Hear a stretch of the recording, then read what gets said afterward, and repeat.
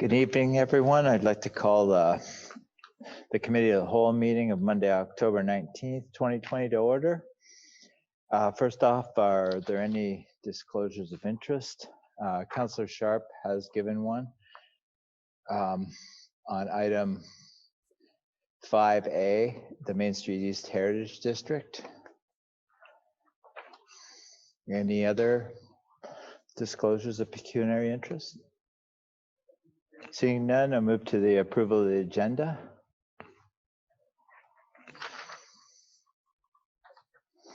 Need a mover and seconder? Oh, moved by Councillor Bothwell. Oh, Councillor Bothwell, you have a question? Can I ask clarification, a point of clarification on the agenda? Or should I wait till it's moved and seconded? Wait until it's moved and seconded. Would you like to move it? Sure. All right. And a seconder? Councillor Sharp? Moved by Councillor Bothwell, second by Councillor Sharp, resolved that the agenda for the Committee of the Whole meeting of October 19th, 2020 be approved. All in favor? Oh, clarification first by Councillor Bothwell. Sorry. Thank you, Mayor Jordan. So I just would like to ask the clerk with respect to 5A, the council endorsement package for the Main Street East recommendation from the Heritage Committee. If the bylaw that is in Appendix A is the item that is going to be voted on by Committee of the Whole this evening, I just want to clarify that that's the item that is under consideration for Committee of the Whole, or if a motion is required to lift that for voting. That's my first question. And then I would just also like to lift the, just for discussion, the planning and development consent item 7.4A and B, please. So the consent can be done when we get to the consent agenda portion of it, and you can lift that then. As for the bylaw, yes, it is being approved as per recommended by the committee. Thank so you. It is the bylaw that is attached. Thank you. Thank you.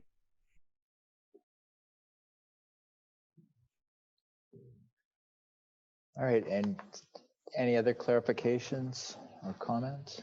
No, all in favor? That's carried.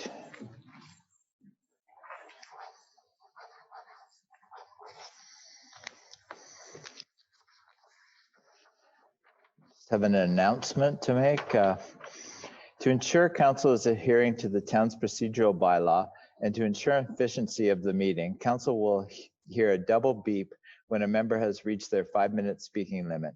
When the double beep sounds, please wrap up your comments. Thank you, everyone. And up next, we have our delegation, Mr. Ron Schroeder. Pardon? Oh, we need a mover and seconder just to get the delegation on the floor. Moved by Councillor Frake, second by Councillor Cadwell.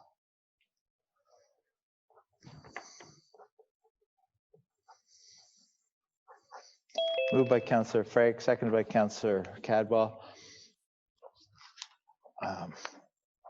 Resolved that, yes? Please excuse me for interrupting you. I meant to lift one of the consent agenda items as well, or do I need to wait? Yeah, that can be done later. That can be done when we get to it. All right, thank you. So I can just walk them in now, right? Yeah. Moved by Councillor Frake, second by Councillor Cadwell. Resolved that the delegation from Ron Schroeder, Wayne Mullins, and Roxandra Bacataro regarding the Heritage Grimsby Advisory Committee council endorsement package be received. Welcome, Ron, Wayne, and Roxandra. Good evening. Good evening. Yes. Hello. Here we go.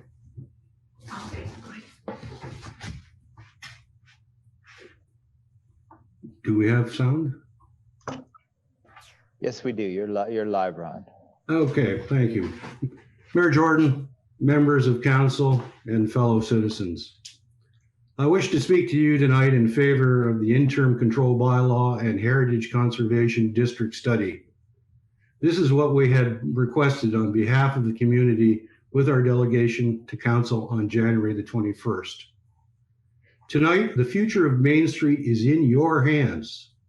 You are about to make a decision that will seal the future of our historic town.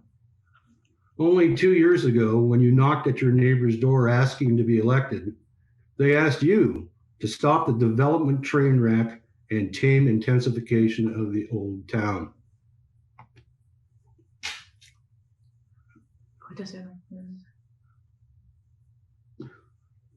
Can the presentation be seen?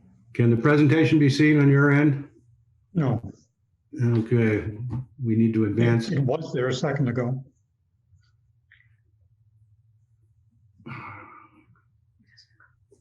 How do we advance? I have, Okay. there we are.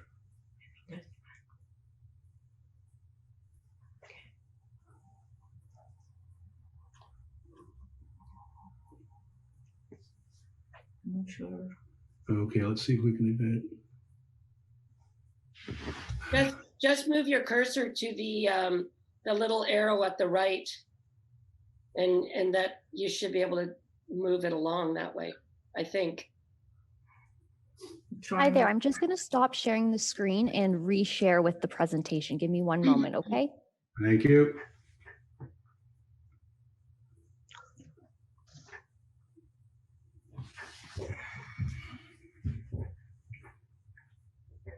This is my karma. Technology.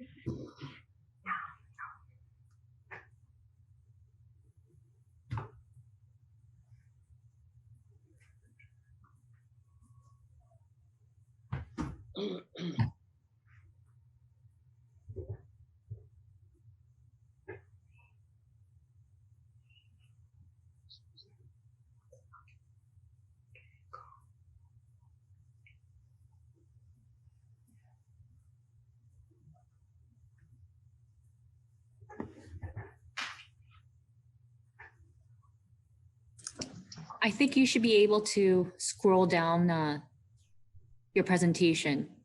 Can you go with? Just keep it in this version, just so we don't, All right. so it works, but I think it shows now. Okay. Thank Can you just try?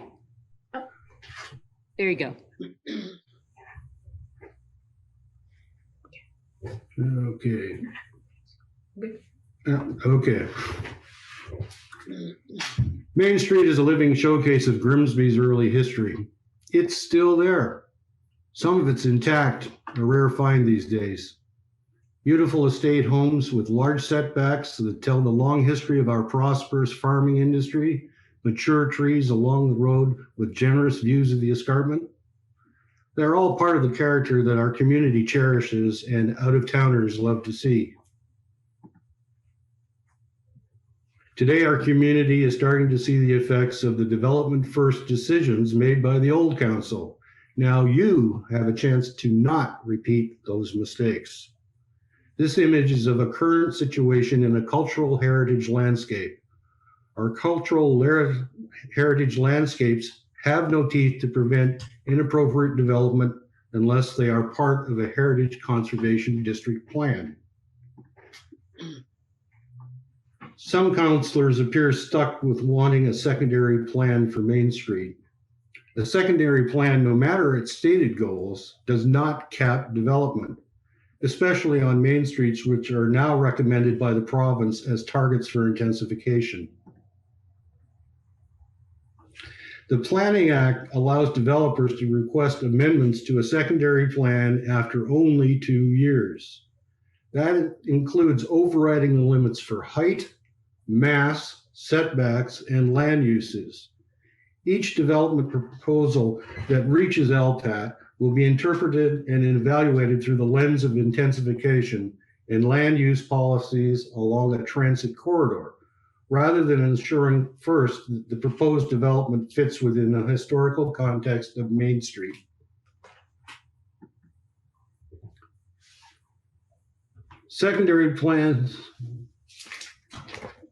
secondary plans are implemented, heritage takes a back seat. Conservation strategies under a secondary plan are impossible to defend long-term. They do not supersede concurrent planning policies for the area, leading to inappropriate proposals on larger sites and expensive LPAT disputes with every new development. For example, the generous setbacks of Main Street East are a significant heritage feature as part of the Main Street Scenic Highway Heritage Road, CHL. Once developments reduce the setbacks, the value of the whole cultural heritage landscape is destroyed, forever altering the historic streetscape, which is so unique in this area. On the other hand, the Heritage Act is a provincial tool to give communities like ours the opportunity to adopt a heritage-first mindset for future development through heritage conservation district plans. The Ontario Heritage Act provides clear direction for conservation and change. Under Section 41.15, a heritage conservation district plan must include objectives, the cultural heritage value of the district, heritage features, policy statements, guidelines, and procedures for achieving the stated objectives and managing change, and alterations that do not need approvals. A heritage conservation district does not deter development. It allows development which respects the heritage attributes of Main Street East, and it sets clear and enforceable rules for compatibility, character, and preservation. A heritage conservation district plan also binds the town so that any bylaw passed by future councils remains consistent with the objectives set in the plan.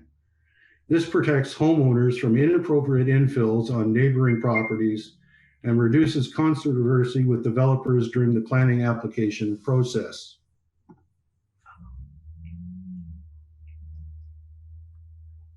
Using the Heritage Act, the protection of Main Street against inappropriate development is further reinforced at LPAT.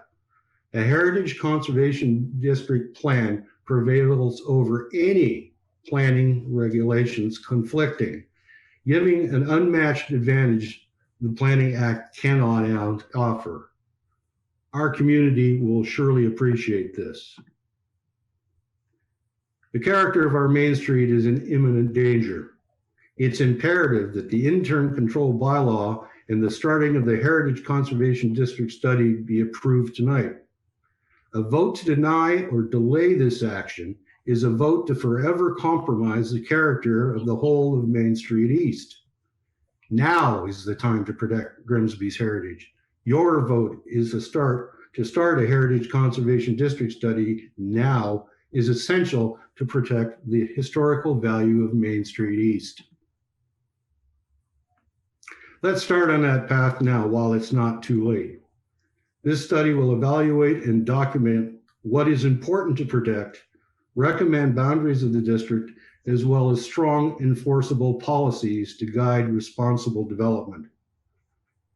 As our town evolves, we need to ensure that buildings, views, and landscapes are still there and that they can be celebrated in their wider context. Just like we can do today, our grandchildren walking Main Street should learn and experience the history of their place and be able to still see the Grimsby once looked like. Thank you. We're available for questions.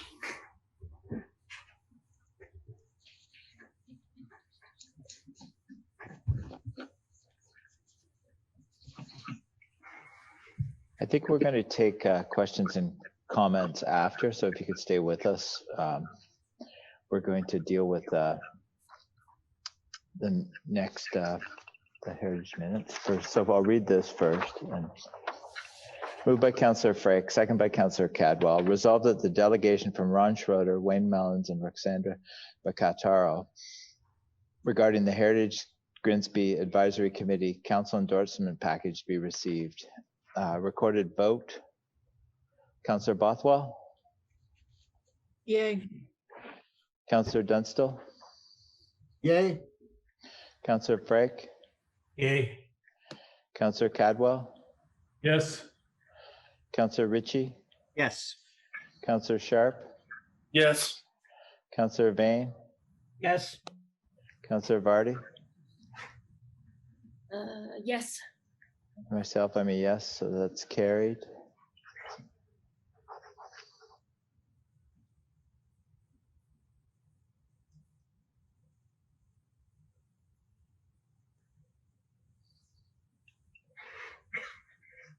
Pardon?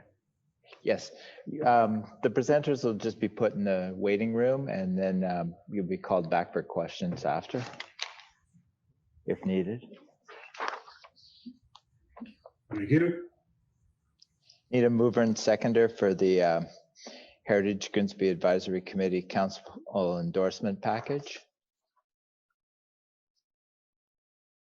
Councillor Vardy and Councillor Ritchie.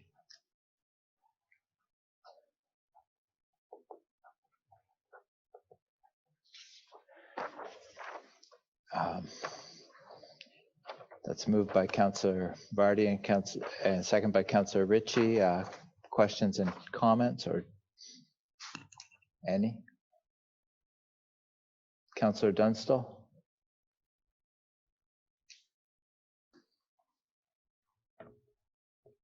Thank you, Your Worship. Am I unmuted? Can everybody hear me? Okay.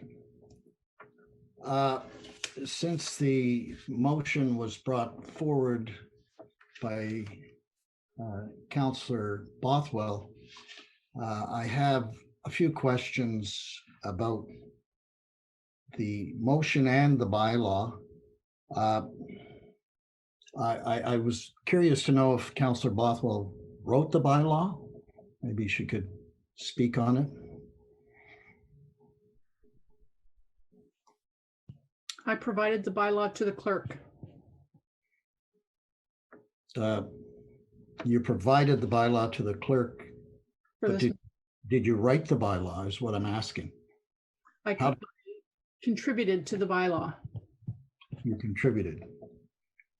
Because I find it somewhat unusual and irregular that we would have a counselor contributing to a bylaw that staff had nothing to do with. So I'm somewhat uneasy about that. Mr. Councillor Dunstall, can I clarify just on that, on the reason the bylaw was brought forward? I want to just note that, and I'm sure you're fully aware that in the Heritage Toolkit, it explains the Municipal Heritage Committee's reporting relationship to council. And it notes that most councils and municipal heritage committees have found that having one or two municipal council reps on the advisory committee helps to maintain lines of communication between council and its municipal heritage committee. For instance, the council member can update fellow councillors on the municipal heritage committee's activities, introduce bylaws at the appropriate time, and inform the committee of the council's expectations and requirements. So I feel that bringing forward that bylaw was appropriate at the time. And again, I, as the chair of the Heritage Committee, I found it somewhat unusual that it had to be brought forward and passed the same night when it was a notice of motion. Also, we've just heard from our delegation, and they're asking us to vote tonight when we haven't received a report from our staff yet. The people that we rely on, the experts that give us accurate information where we can then make a very informed decision on which way we vote. So I've been asked tonight to vote on this in favor without a staff report, which I find another irregularity. And the other question I had with this, if this is passed tonight, will there be developers that will challenge this because of their processes have already been in place? This bylaw is to stop any construction for a year. We have one at LPAT. Is this, my question, I guess, is more to staff. Is this legal? Can we stop construction by using this study. I feel like we're using heritage to weaponize the prevention of development at this point. So that is a concern I have also, because we could get into some huge legal costs if we go ahead. I don't have any other questions at this point.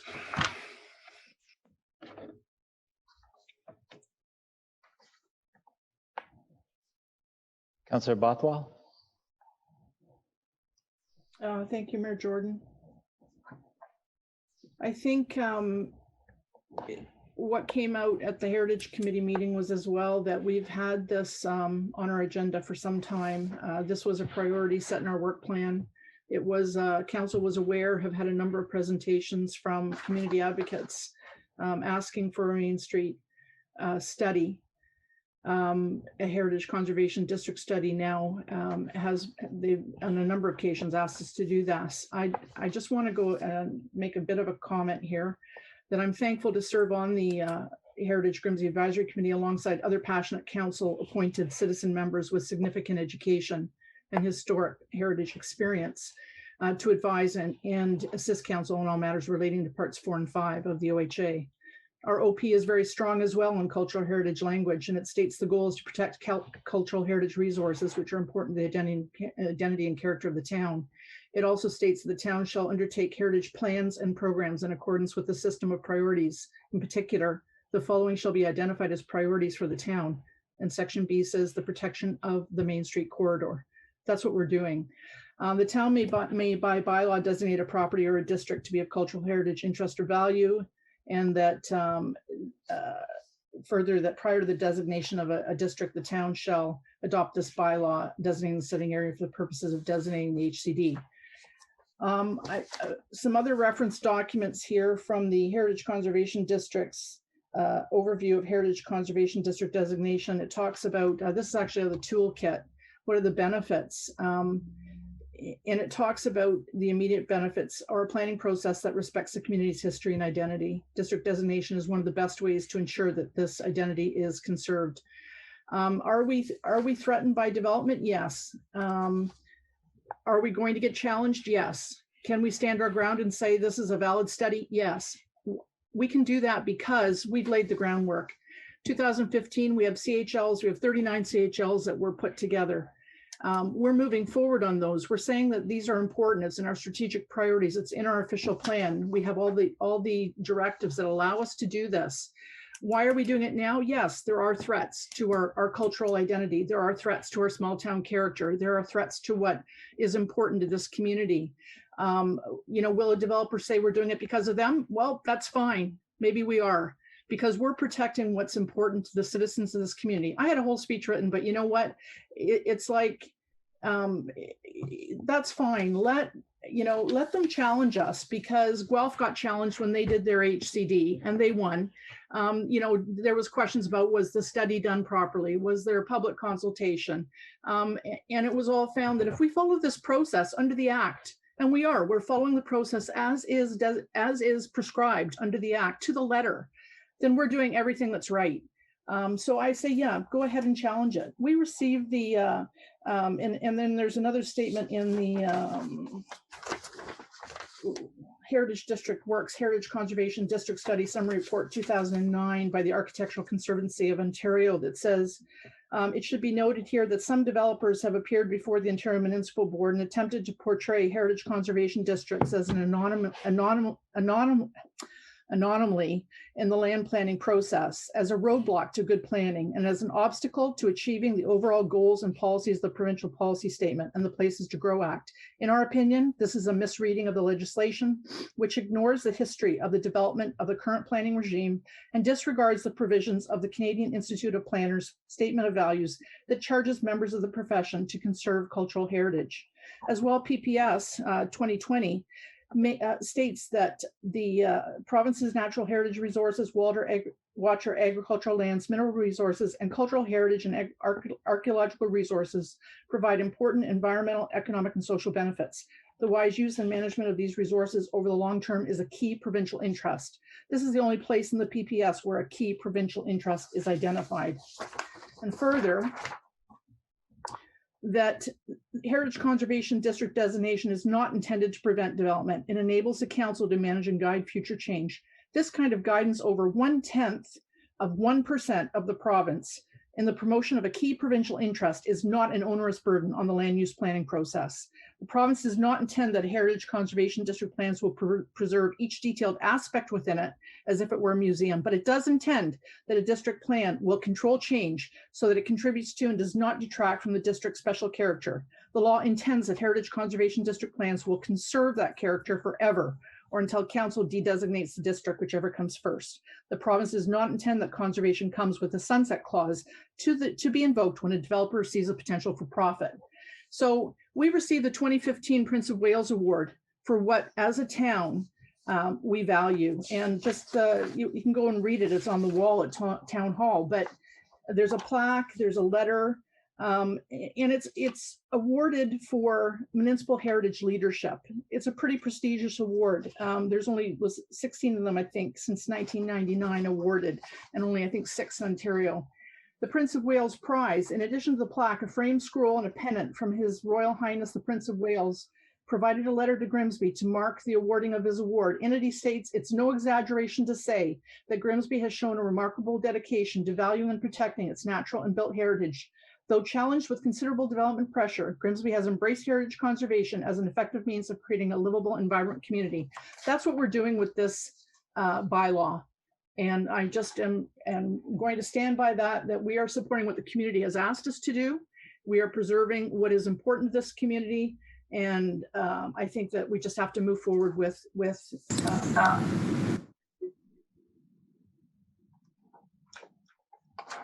thank you. Thank you, Councillor Bothwell. Councillor Cadwell. Yes, thank you, Mayor Jordan. And through you to Councillor Bothwell. Just question I have is you said you were part of the added to the resolution. And who were the other people? Are they planning experts or planning background? Because the reason I'm asking this question, I have concerns with the heritage proposed heritage district going all the way to the east end of Grimsby. So how was this brought forward, and what tools did you use to go all the way to the border of Lincoln? So it's a combination of CHLs. So as the committee has dealt with, we have a framework of a number of CHLs, and they all are intertwined to form this Main Street East corridor. So at this point, the study is only requesting that the scope, and that will come out when the study evolves. It'll determine whether that full parameters of all the CHL should be included or not as we move forward. So this is just to suggest that this is the parameter to be considered for the scope of the study, but the scope of the study will end up defining what it will end up being for part of the plan, the Heritage District Plan. And this came about as a result of community input. I listened to what the community was saying. I would listen to what the community said was important, and that's what helped to develop this framework. Yeah, thank you for that. Again, just have some concerns with the showing on the report that it's gone all the way to the town of Lincoln. Thank you.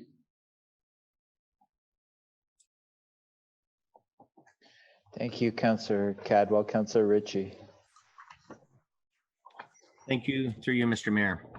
I'd like to start by stating that although a few people have written to support this Heritage Conservation District study, that I would not be fulfilling my obligation to the public if there is just a rubber stamp on this Heritage Conservation District study. To be clear, I'm not pro-development or anti-heritage. What I am is looking for transparency and accountability to the constituents that I represent. So with that in mind, let's talk about transparency. What we have in front of us is a recommendation from the Heritage Advisory Committee. This committee has developed and recommended a bylaw and boundaries for the Heritage District study, just to name a few things. Who created these? This motion or recommendation was passed last week, and here we are today. The study area bylaw is optional.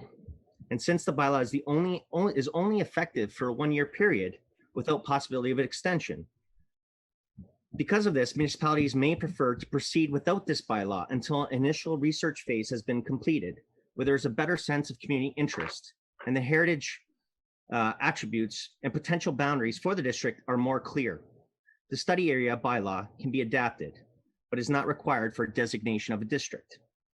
Reminder, every property owner has the right to appeal a heritage district study and would then be heard at an LPAT hearing. This would take years, in my opinion, and would leave this area unprotected for a significant period of time as the bylaw is only in effect for a year.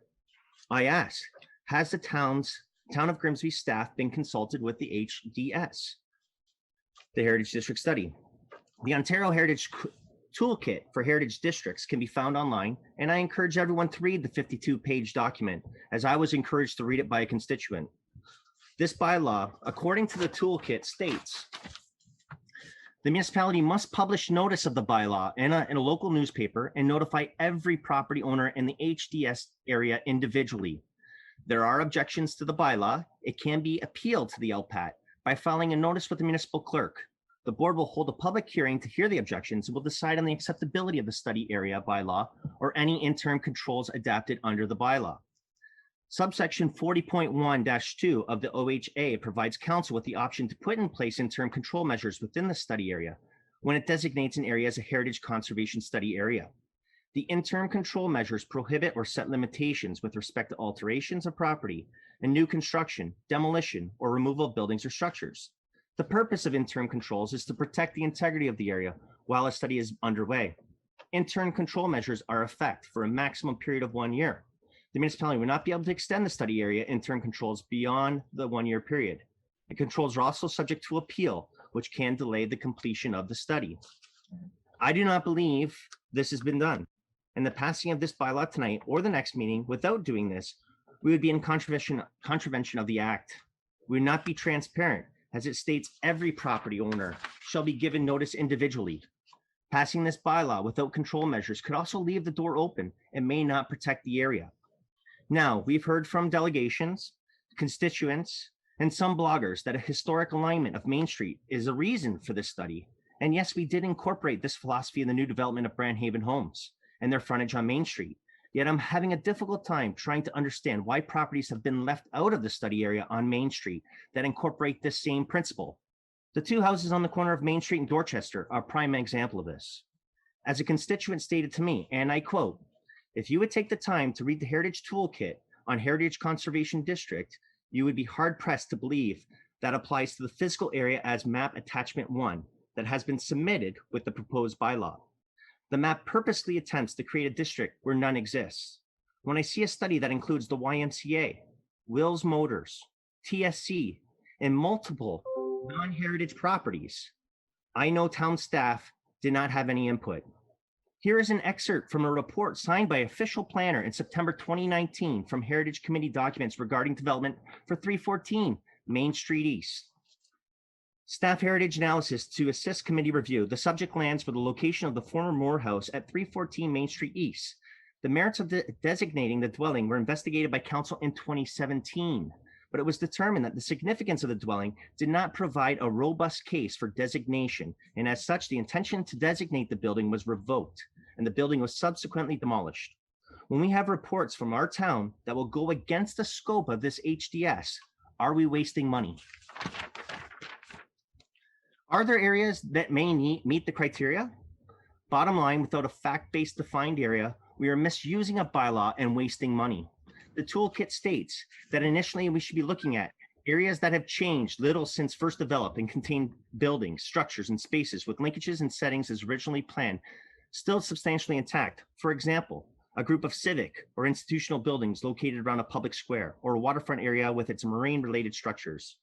Areas that have cohesive, harmonious streetscapes that have a definite sense of place, and or areas that have acquired a definite sense of time through historic associations with important activities, events, and individuals.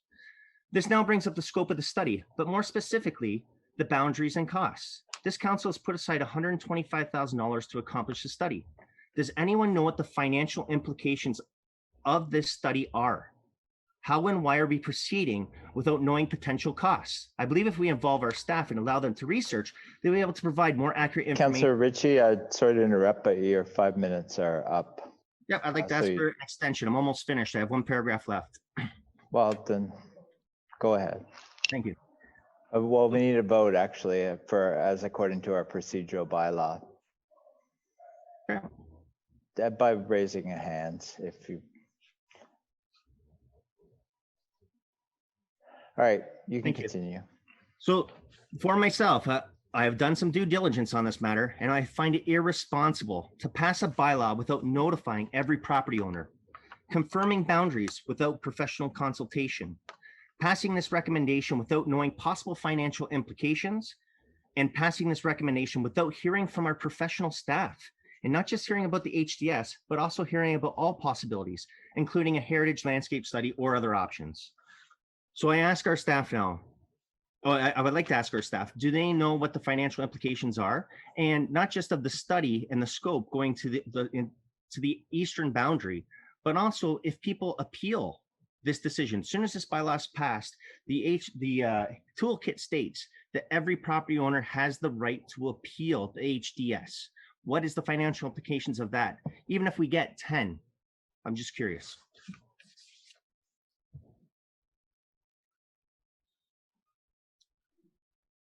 Antonetta, comments for Councillor Ritchie? Sure. Through you, Mr. Mayor. A lot of good questions. I think, staff would really appreciate the opportunity to write a report on this so that we can outline everything and do our due diligence and provide that for all of council, including the options, some of the risk exposure to the town. Certainly the study area map that came forward is larger than anticipated, and one can only assume will cost significantly more money. In terms of exact numbers, I couldn't provide that to you. In terms of looking at the properties that were included, can we expect some appeals? I would say absolutely yes, and there would be costs associated with that. I can't give you any definitive numbers. I think, if I may, what's more concerning for me is really protecting what's valuable in the Main Street East neighborhood. And I just want to bring it to council's attention, if I may. If you read through the toolkit, if only one appeal is successful to the district study, the municipality cannot pass another bylaw to designate another study area, which includes a previously designated study area for a 3-year period if an appeal is upheld. So interim control measures should therefore only be considered where there is a clear and immediate threat to the integrity of the area. Beyond that, the bylaw itself actually has to have a lot of research done into it in terms of where the boundary goes. We just haven't been involved in that. And so as staff, we can't speak to what went into that. That's what I can offer on at this time. I'm just curious if since you haven't had the staff hasn't had input, if a constituent were to challenge this at the LPAT level, do you feel that we as a town would be able to defend this heritage district study? Through you, Mr. Mayor, you never know what's going to happen at an LPAT, so it'd be hard for me to give you a definitive answer. Would I prefer that we act a little bit more, doing a better sense of what the community interest is, what the heritage attributes are, and study the potential boundaries? I think it's very prudent to wait till we know what the boundaries are, become more clear, and then the study area bylaw can be adopted. So there is a risk exposure there by doing it so early in the process, not having studied the area closely, not having involved staff or looked at it with a professional consultant, and having done heritage conservation districts in the past. I am concerned with this approach. Thank you. Councillor Bain. Thank you, Mr. Mayor. Like the other councillors, I too pulled down the Heritage Toolkit. I figured I'd get to learn a little bit too, but unlike my planning department, I am not an expert by any means. I'm not going to pretend to try and be one. I'm going to rely on the experts to give the guidance here. But I didn't prepare a speech. I didn't think I should, but I just want to say that I did speak to some people. I do have friends over the years that are professional planners, and so I've spoken to a couple of them, and I've been told that based on what we have put forward, The odds of us being able to substantiate this in court are not good. The possibility this could run us over $1 million and then we lose. Could take years. These are all the things that I've heard. I know that some people are very anxious to block any development. I've heard that if we put this in, there's a number of LPAT suits waiting to go in. So again, more years, more money. If we spend $1 million just to try and force this study through when it's not being done properly, then that's 10% tax increase. I don't know who in this council is willing to go to the town taxpayers and say, we need another 10% from you next year. They almost hung us for hanging out with 13, and that was a much needed thing. So I don't agree, but I'm going to defer to the staff. I do have a couple of questions for staff. I guess at what point do we ask the staff if the Heritage District study is the most appropriate study for this area? I would like to know, as Antoinetta is a trained expert in not only planning, but heritage and has awards for it, I would like to hear her opinion on if she feels this is the most appropriate study, or is there other ones that we should be looking at in addition to this one? That's my first question. To Antoinetta. Antoinetta? Through you, Mr. Mayor, I can answer that question in a variety of ways. First, I'll point out that what staff are operating with is a current council motion that had cultural heritage landscape or a heritage conservation district. It was our intent to bring forward a report that had what the definition of those two things are, what they can do, and how they get enforced, whether it's through the official plan or the Ontario Heritage Act. Another thing that I think staff would appreciate the opportunity to do is provide some pros and cons to proceeding with either. It's not just, perhaps even more, we can consider some official plan policies for this area or a series of other opportunities to protect it. Here, staff are very committed to the protection of heritage. At our last Heritage Board meeting, we brought forward 5 designation reports for properties all on Main Street East. And I think that there is opportunity to do additional due diligence to make sure that the Heritage Conservation District is the right thing to do. And are there better tools that can help us protect heritage more quickly, more effectively, and more cost effectively? And that's all things that we can look at for council and present a holistic picture. And we would be happy to do that. Antoinetta, my next question to you is, if the study area that we're currently looking at in this proposed bylaw written by Councillor Bothwell and others, if it was appealed, are we confident that we can defend the study area in an LPAT or a judicial hearing? Through you, Mr. Mayor, again, the study area as put forward did not have staff input or staff consultation. It does extend further than, at first glance, we would support in terms of the inclusion of the properties. And I think we may be questioned on it as the heritage properties do get sparser in between. It's a very large area. The other thing to consider with heritage conservation districts is they're highly successful when there's a lot of transparency, there's public consultation. Really, heritage conservation districts thrive when there's owner concurrence with this. And the less owner concurrence you have, the more diluted policies can become. So there's a series of things that we consider. And I'm sorry, I may have lost my train of thought of your original question there, Councillor Bain. If you want to repeat it because I missed answering it, I'd be happy to answer that. Sure, you've already started to lead into my next question. The question I just asked you a minute ago was, if the study area was appealed, are we confident that we can defend the study area? Yeah, so through you, Mr. Mayor, having no involvement in the study area or the rationale behind it, I'm hearing tids and bits and pieces now that it may have been some previous cultural heritage landscapes that were put forward. And with the map omitting certain properties and staff not knowing why the properties were included or excluded, I can say right now, I couldn't defend that on behalf of the town. I would need to do a lot more robust research backed by all of that investigation into what the toolkit and the Ontario Heritage Act require you to take a look at. And my last question is a two-part question. First of all, has there been any public input into this proposal? And what are you hearing from the community as far as this proposal? Through you, Mr. Chair, Mr. Mayor, a lot of hard questions there for me to answer. I can only hear what you're hearing is that, you know, Councillor Bothwell did hear from the community. I have met with the Save Main Street group first, but has there been broad public engagement? Have we consulted with each of the owners?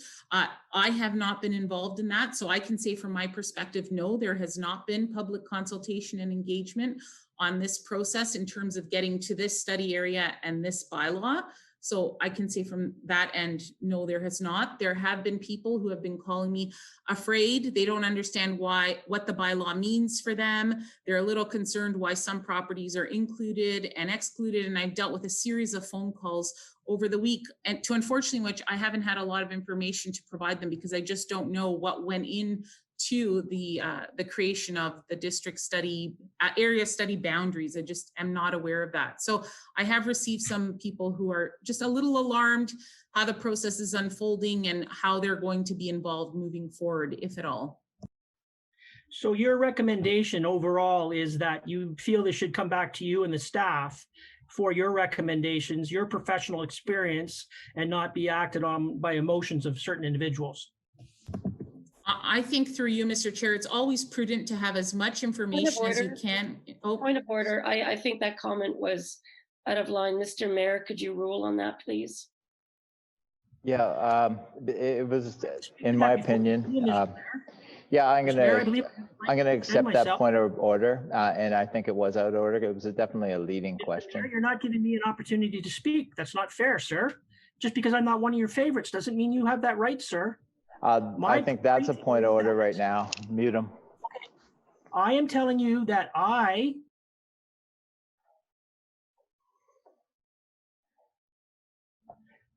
feel that I made a very valid comment that there's people that are very emotionally attached to this. And all I'm asking for is that, does Antoinetta feel that maybe they have more to offer that the people involved right now do not? If I have a vested interest, obviously, I'm going to be more passionate about it. And that's all I'm trying to say here is that we have trained staff that we pay money for that are trained professionally, have won heritage designations. And I'm asking, do they feel they can offer more? I know that people are passionate is what I'm trying to say here. That's all I'm trying to say. I understand the passion. We all want heritage. We all want to save our town. None of us want massive building coming in. None of us agree with some of the work that was done by the previous council.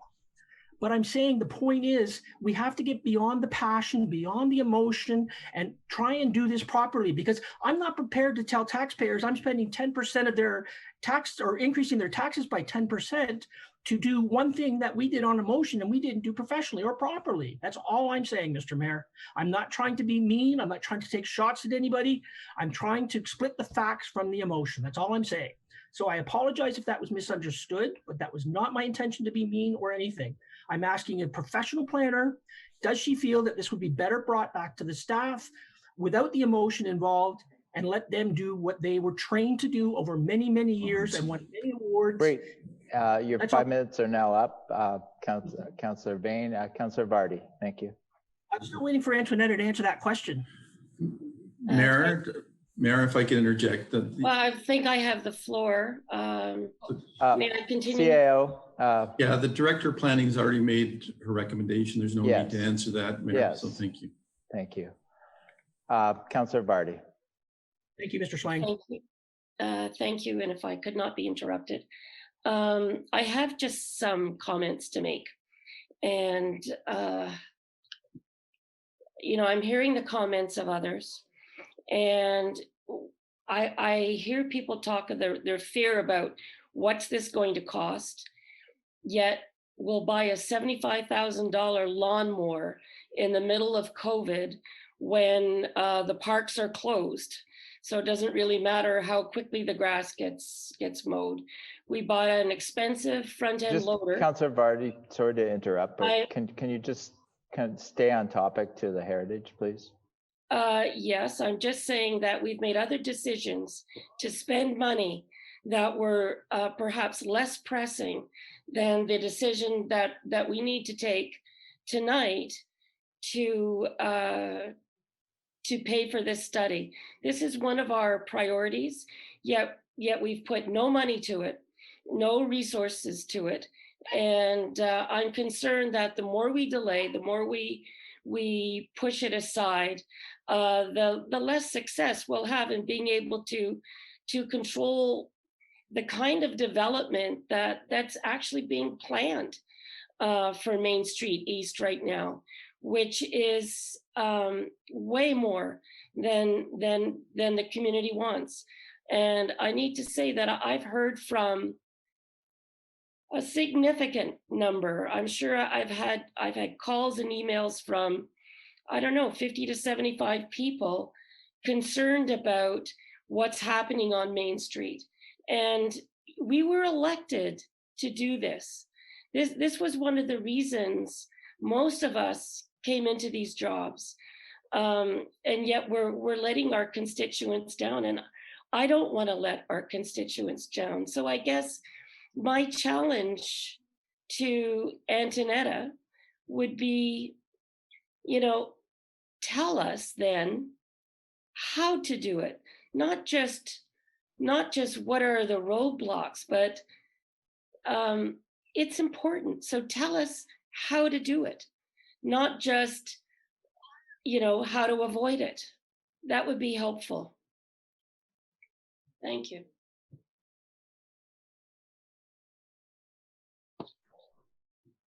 Thank you, Councillor Barty. Councillor Frake?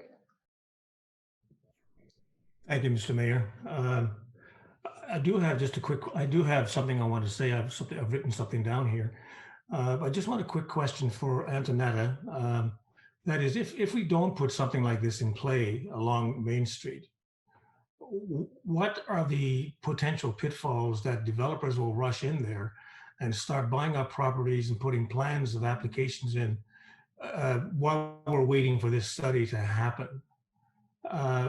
What are the risks for that? Just a quick question before I say what I wanted to say.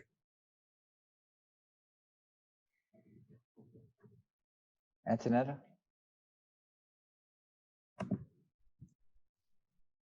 So through you, Mr. Mayor, the question is, what are the pitfalls if we don't put this study in place?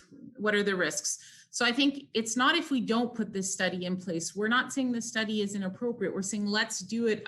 Let's first present all the information to you so we can make an informed decision. And then let's do it with the best information that we have.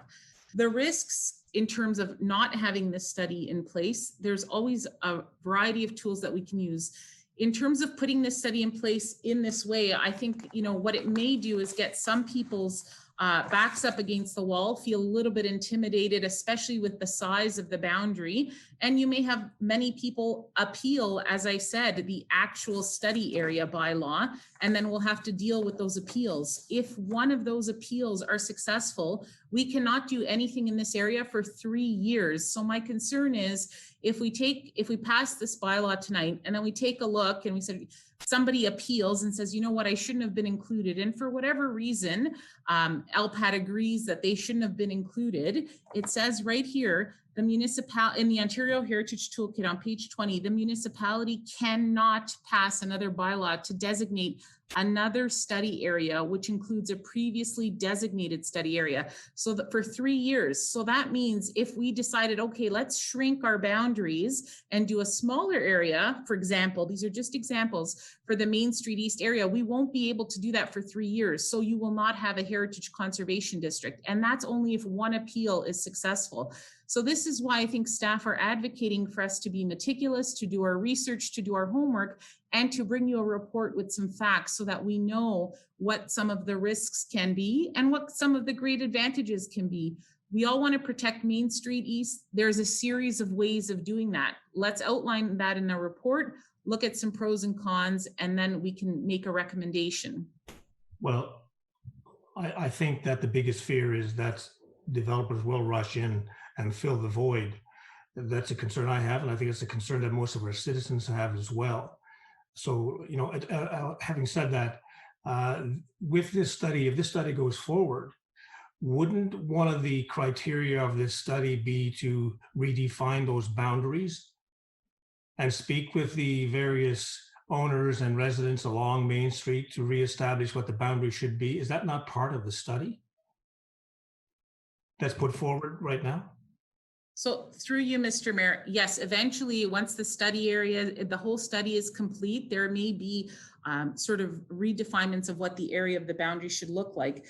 But again, I'm referring to the Ontario Heritage Toolkit on page 19.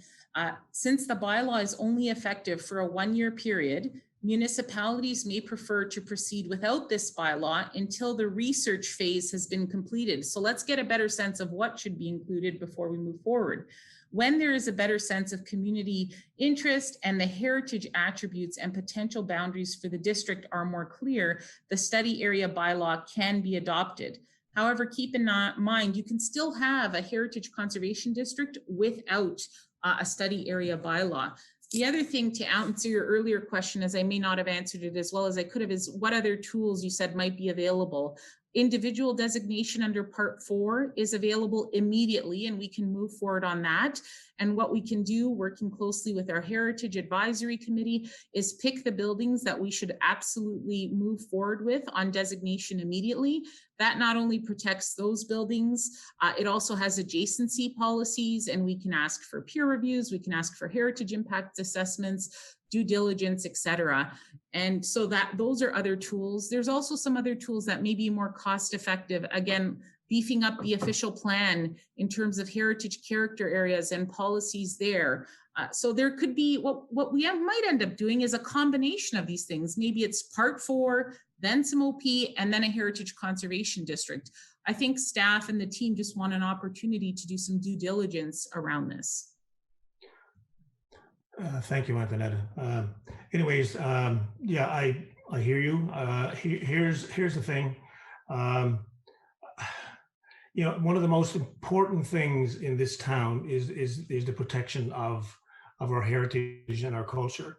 I mean, our town, you know, was founded in 1790. It goes back a long way. We have a lot of history, a lot of culture to protect. And along Main Street East is where a lot of these facilities, these buildings are.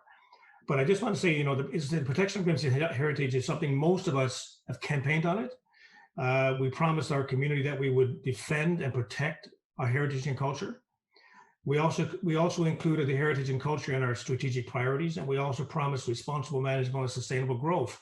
And my fear there is that if we don't do something now, and we have to wait any longer, that builders and developers will start to take over Main Street more so than they are now. You know, is history worth? I mean, it's what's our future worth? I mean, they're both priceless in my terms. And protecting our heritage and culture is really quite paramount. So we need to do something. We need to do it quickly. And this study was hopefully one of the things we were able to do to move this forward. And I would say that the advisory committee, there's a lot of professionals on the advisory committee that put this together. The heritage and culture district study is one of probably the most important things we will do, whatever comes out of this vote tonight. It will give us a chance to understand and protect the future of Main Street East, and an opportunity and give us some time to decide how we and the community want to go forward while still protecting our heritage assets. I certainly want to vote in favor of this study without question. I campaigned on it.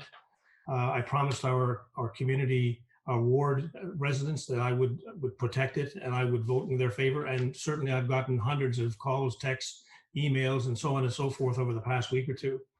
You know, why should we approve this study? It addresses our council's strategic priorities, which we all approved. It addresses council's commitment to responsible management, sustainable development. It allows council some time to evaluate and guide the area without any pressure from developers and or other influences, because it'll put a hold on things. We owe it to our founders and our citizens and our future generations to ensure we protect the history and culture of Grimsby. It allows council to put in place a set of guidelines to ensure that the developers build what is best for the community and not what's best for them. That's key. You know, in terms of cost, you know, the study was already estimated at $125,000. It might be more. We heard a whole bunch of numbers being thrown around. Nobody knows for sure what those numbers will really be. But we're not talking about buying a piece of equipment or lawnmower. We're talking about investing in our future. That's really, really important here. So the cost of this study is more than just, cost. It's an investment. It's an investment in the future of Grimsby, which is much more important than spending a whole lot of money on pieces of capital equipment. I'm sure that the huge majority of our constituents are watching and anticipating tonight's vote. And I'm sure that we'll come to that shortly, but I'd like to see this go forward. I think that the study group will probably cover a lot of the things we're talking about tonight, the things we fear. And therefore, I'd like to see this thing go forward. And it's been on the long finger since early this year. It's now there at the end of the year, and it looks like we're pushing it out to next year. We need to do something now. So, anyways, thank you, Antonetta, for your comments and your guidance, and thank you, Mr. Mayor, for allowing me to say what I had to say. Thank you. Councillor Bothwell. Just a couple quick things. Page 16 of the toolkit, designated district. We are at the early stages of the study phase. First step was request to designate, which we've received from the community. Step 2 is with the Municipal Heritage Committee. Step 3 is, do we have official plan provisions? And step 4 is the area study and interim control. That's where we're at. With respect to the area that's being considered, in the Guelph decision, an HCD may comprise an area with a group or complex of buildings, or a larger area with many buildings and properties. It may also comprise an entire municipality with a concentration of heritage resources with special character or historical association. Potential districts are everywhere. So there's, in this document, it just talks about, there's a whole bunch of different ways to define what an HCD would look like, and they're all different. There's 136 different heritage conservation districts in Ontario where municipalities have felt it important enough to make these heritage conservation districts in small towns, some of which are all main streets, some are all downtowns, hundreds of properties. So other municipalities have taken that on and said, we're going to do that because it's important to us.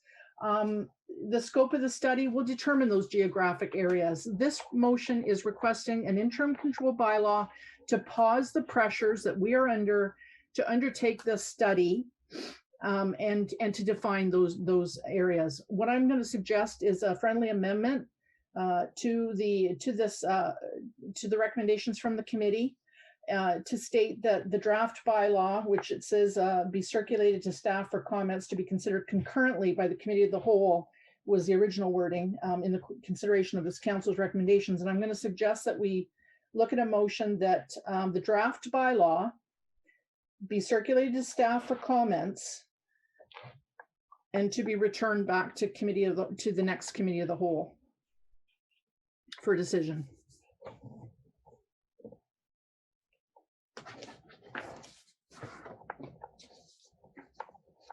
Staff are asking for the opportunity to comment. The motion from Heritage Committee asks that they do provide comments concurrently. We don't have anything on this agenda. They've had a number of weeks from the Heritage Committee meeting to do so. So this provides them an opportunity to provide comments on the draft bylaw for the next committee of the whole meeting, November 2nd. So I would put forward a friendly amendment that the draft bylaw, as the Heritage Committee intended, be circulated to staff for comments, and that they bring those comments back on the draft bylaw to Committee of the Whole on November 2nd. Point of order, Mr. Mayor. Mover and seconder, how do you feel about that friendly amendment? Point of order, Mr. Mayor.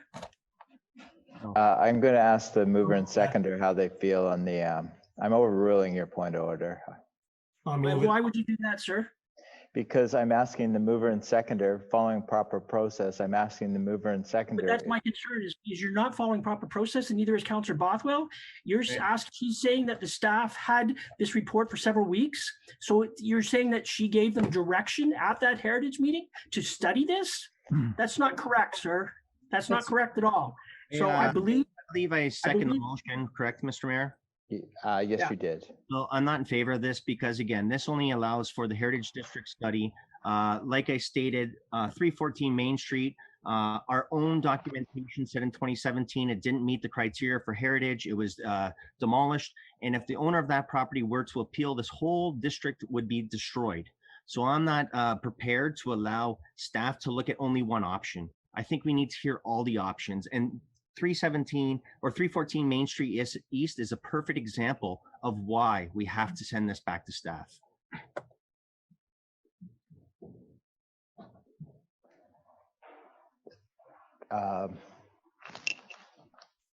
Councillor Cadwell. Yeah, thank you, Mayor Jordan. Excuse me. Just got a question with regards to Schedule A from this report. It's page 12 of 13. And I'll just read a couple lines here and that's my question then.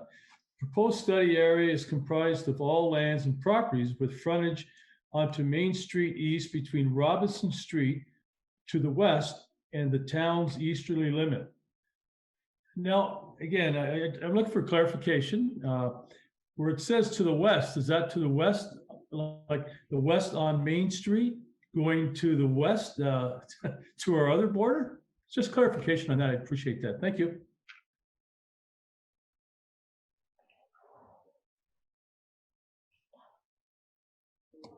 Councillor Bothwell. To the west to Robinson Street.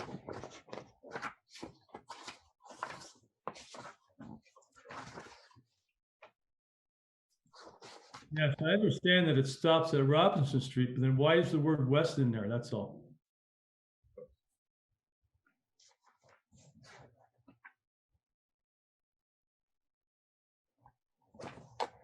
I'm sorry, where are you speaking of? Page 12 of 13, Schedule A, the very first paragraph. I believe it says go west. Yeah, with frontage between Robinson, which is to the west, and the town's eastern border. I'm not sure where you're unclear, but in any event, this is a general description at this point for the scope. So you are saying it's just Robinson Street to the east of to the town border. No, I think what it is Robinson Street to the west is the western boundary of the study. Exactly. That's how I read it. Okay. All right. Thank you. Councillor Bain.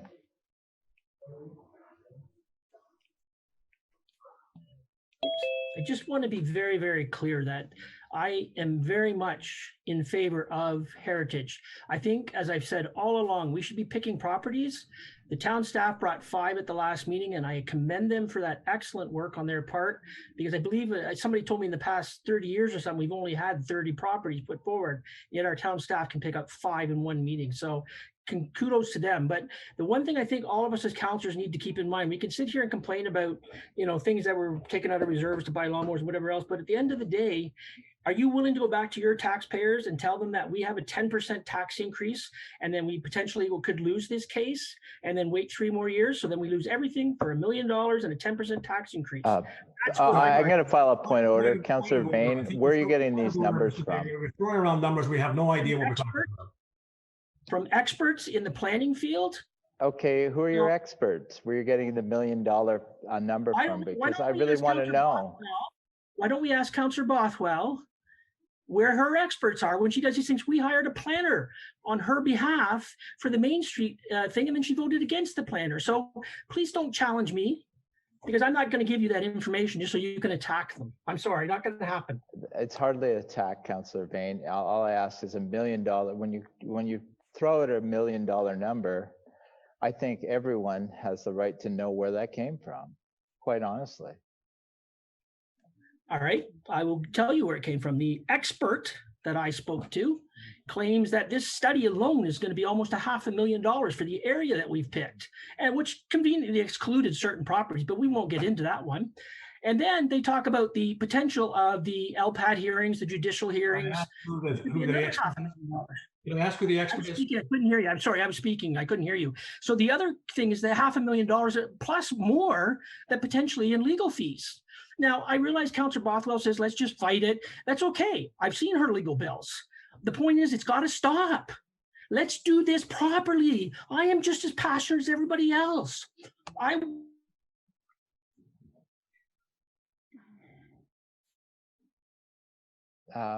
Councillor Ritchie. Sorry, I want to go back to my residents and tell them as much as I can. You can stop cutting me off and be appreciated, Mr. Mayor. And I'm sending you a text message. I suggest you read that as you continue treating me poorly tonight. It's being noted. Thank you. Thank you, Mr. Mayor. So I want a point of clarification. if we were to pass this tonight, this bylaw actually does define the Heritage District study, does it not? As per Appendix A, it has the boundaries of the study lined out, and it says that will be the boundaries. So that is my question. So, and I'm pretty sure I'm accurate on this. Now, things could change over time, but we'd be putting a bylaw in place and an interim control bylaw for the entire area, which I don't believe we'd have the opportunity to change down the road, because you just can't pick and choose what area you're going to do and what you're not going to do. So again, as I was elected, I am also responsible for our taxpayers' dollars. And I have heard similar things, that the study, and maybe I'm wrong, but this study and the scope of it and the distance of this study is going to cost between $300,000 to $500,000. And that is coming from a constituent in my ward. Who is a consultant, and I do not have permission to state his name. Now, also with the Heritage Toolkit, as we've heard, all it takes is one appeal and we lose the entire district. So whether it's Wiltz Motors, TSC, any of the non-heritage buildings, or 314 Main Street East, all it takes is one person. And I am saying that I am hearing from my constituents that they plan to appeal this. And so that's why I think I cannot support this in this fashion, because we would have nothing in place to protect the heritage of this. And I do think it's very important. So we would have nothing in place to protect this. And I think that we should be sending this back to our experts, who is staff, to give us all the options. Maybe it's a heritage district, but in a smaller format. Maybe it doesn't go all the way to the eastern boundary. Maybe there's other things that could be there, but we do need to get this right. Thank you. Councillor Vardy. Thank you, Mr. Mayor. I guess my concern is if we only do this in terms of identifying a single home at a time, or a single home on a property, including a property at a time, it's not going to offer the kind of protection that we need. We know we have some large vacant pieces of property along Main Street. We also know that there are properties that have been sold to developers that are large pieces of property, and they'll no doubt be looking at significant intensification that'll be completely completely not in keeping with the rest of what's on Main Street. So I'm concerned that if we don't look at Main Street East as a whole and just do property by property, it's not going to give our town the protection that it's been asking for. Thank you. Councillor Dunstall. Thank you, Your Worship. I have a question for Antonetta, and that is, if we vote this down tonight and ask you for a report, how much time do you need to come back to council with a report? Are we looking at a month, 3 months, or what length of time? Mayor, if I could answer that, because we were working. If that's okay. Yeah, we were working on a report because we really wanted council to make an informed decision before the Heritage Committee. So I was asking the team, if you could provide a comprehensive report to council, and council still makes the final decision. We respect that. Possible costs of the different approaches, the different tools in the toolbox, and do a comprehensive report so you could make an informed decision. We are working towards November 16th. Wow.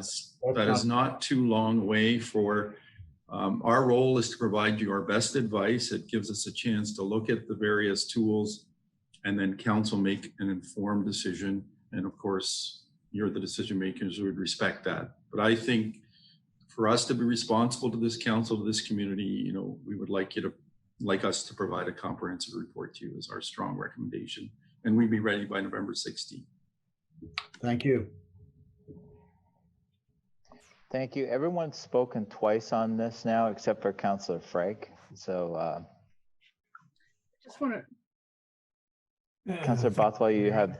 I don't think there's much respect to the friendly amendment that wasn't ruled on, I would just reiterate to Councillor Ritchie that, and to CAO Schlang, that what they are asking to do can be done with the friendly amendment, which I suggested, which was that the bylaw be circulated to staff for comments and come back on, and it can be November 16th. Once again, it only gives the option for a heritage district study, and I'd like to hear all the options.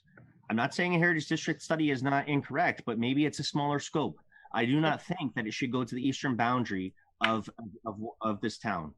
I hear you, and it can come back with comments on this bylaw as well as any other additional comments that planning staff wish to make at that meeting. So I am asking that the bylaw come back as well as any other additional comments from planning staff on the 16th. Again, the bylaw speaks to specifically to the heritage district study. So that is the issue that I have. So that's why I will not support it. And I'd like to see staff come back with a fulsome report. CAO? Yes, that's my understanding of the friendly amendment. It will restrict us just to that one type of study.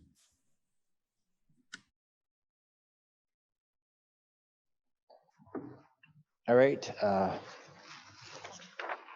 Yes, it's a recorded vote, so the clerk is going to read it out. Point of clarification, are we voting on the revised, Councillor Bothwell's revised resolution? No, we're not. The seconder wasn't happy with the friendly amendment. As there are, since there's no friendly amendment, we'll be voting on the original motion, which is to resolve that the Heritage Grimsby Advisory Committee Council endorsement package dated October 19, 2020 be endorsed and approved. The wording as is. So recorded vote, Councillor Bothwell. Yes. Councillor Dunstall. No. Councillor Frake. Yes. Councillor Cadwell. Yes. Councillor Ritchie. No. Councillor Sharp. Oh, sorry. Councillor Sharp declared a conflict of interest. Councillor Vane. No. Councillor Vardy. Yes. Mayor Jordan. Yes. That's carried.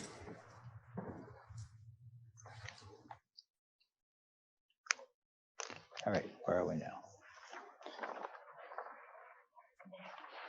All right.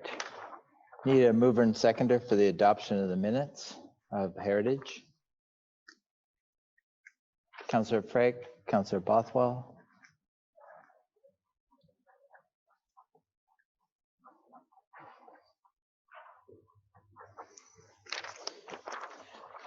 Moved by Councillor Frake, second by Councillor Bothwell. Resolved that the Heritage Grimsby Advisory Committee minutes of October 6, 2020 be received. All in favor? That's carried.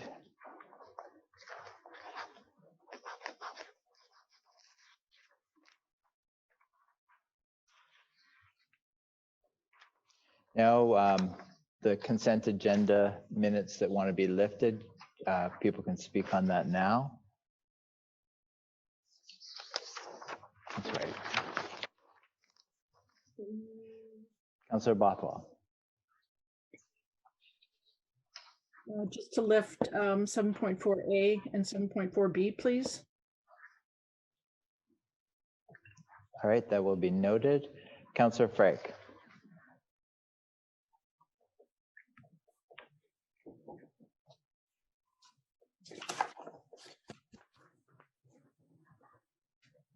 Councillor Frake, you're muted right now. You have your hand up. Sorry, I wanted to lift the 7.1A under administration and finance. All right, that is so noted. Councillor Vardy? Yes, I wanted to lift 7.1A as well. All right, well, Councillor Frake did, so we're good. All right, need a mover and a seconder for the consented agenda. Councillor Vardy, and seconder is Councillor Dunstall.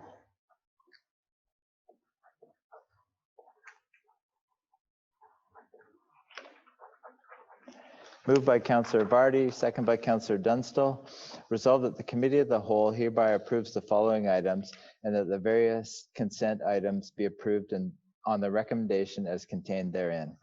Report DPW 20-39, report DPW 20-40, and those are the two.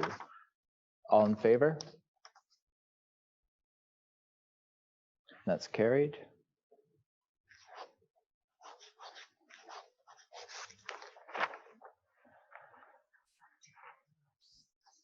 All right. First up, we have 7.1A, the memo, the COVID Safe Restart Agreement, Phase 2. We'll get a mover and seconder to get that on the floor for discussion. Councillor Vardy, seconder, Councillor Frake.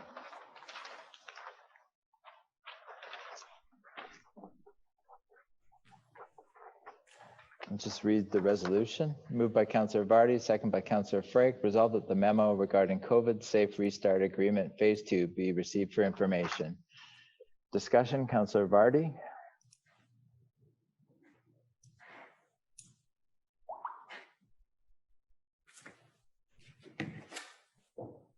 Councillor Vardy, you're muted. Oh, sorry. Thank you. I have some questions either for Stephen or our CAO. It says that our portion of what we received was $682,000 to offset COVID. However, if I'm reading this right, our deficit is $2 million. And I guess at the, I guess it was a month ago when we discussed this, and I had thought our CAO had told us that due to measures that were put in place, that we were really only short about $165,000 or something like that. So I just don't know how we got from 165 to 2 million in a month, unless I'm reading this incorrectly.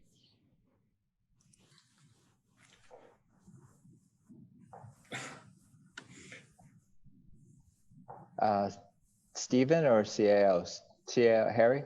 Yes, yeah, the 2 million was, if you recall from the September 21st report, we had a cost impact of 2 million related to COVID, and that was revenue losses, cost implications. So that was the impact of COVID on our 2020.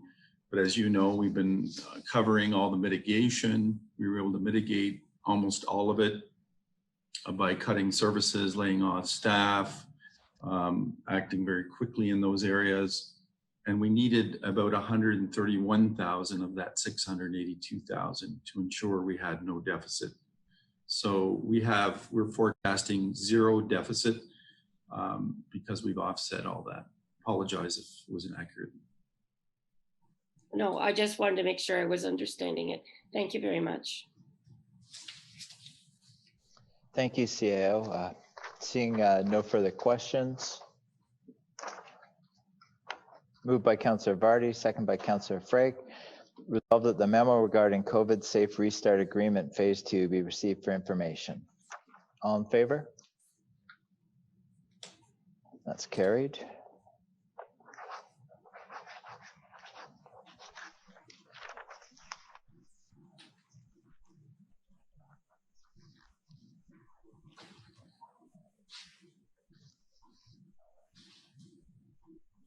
So, all right. So we're moving to 8.2A right now. I think sometimes they have to learn. Bylaw review. I need a mover and seconder. Sorry, through you, Mr. Mayor, I believe our CAO has made a comment that sometimes we have to learn. Perhaps he could clarify what he's referring to. Yes, it was just something I commented to some staff in here. Sometimes we have to learn different ways to communicate. That was it. Just. All right, thank you. Need a mover and seconder for the the noise bylaw and the property standings committee, or wait a second, sorry. Yeah. The bylaw review process. Sorry. Councillor Bothwell, mover. Councillor Frick, seconder.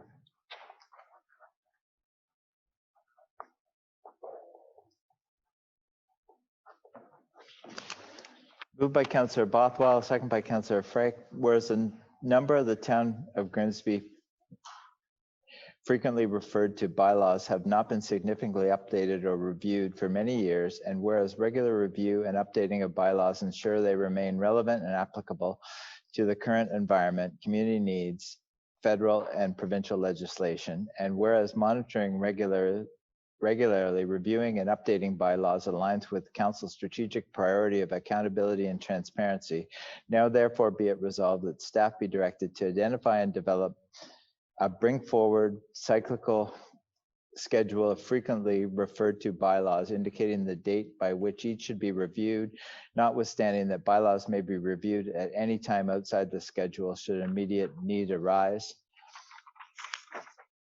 and that the schedule be presented to council for consideration during the first quarter of 2021. Any comments on that? Councillor Cadwell. Yes, thank you, Mayor Jordan. I'm looking forward to having our bylaws looked at and reviewed for to get them up to where they should be, and actually council voting on that. The bylaw that comes to mind is bylaw 20-62, which is the discharge of firearms and bows in the town of Grimsby. And speaking to staff, my understanding that bylaw was last updated in 1970. So I've been getting a lot of emails, a lot of concerns with people that have been in contact with me.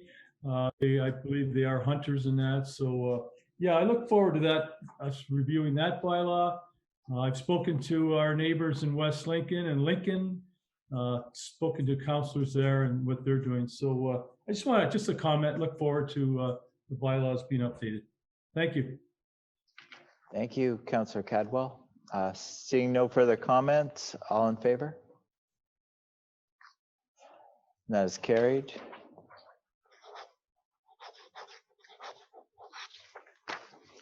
Now where do we go?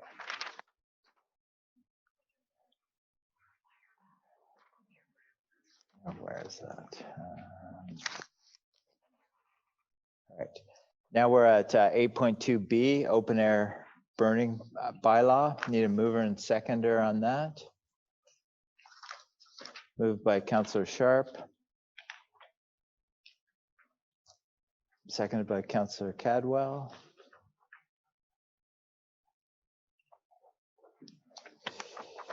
Any discussion?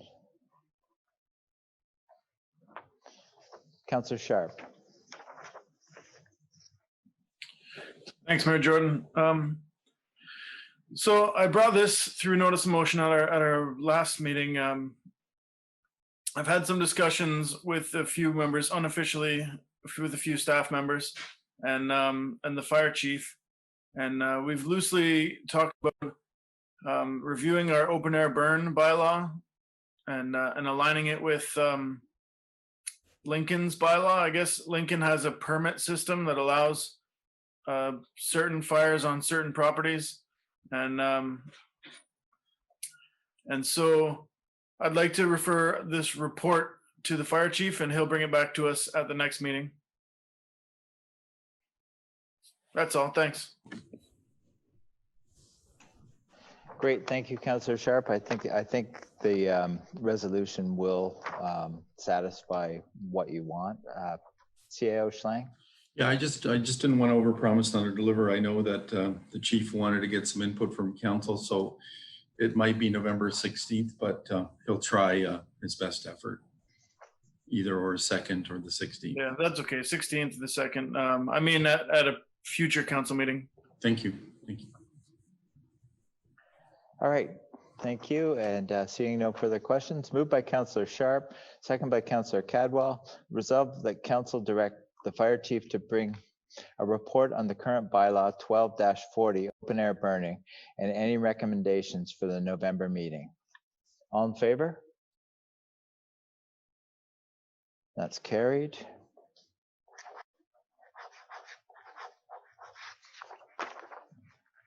All right.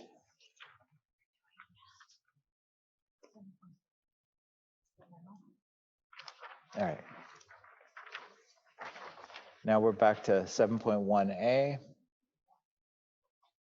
7.4A, the memo amendment, a place to grow.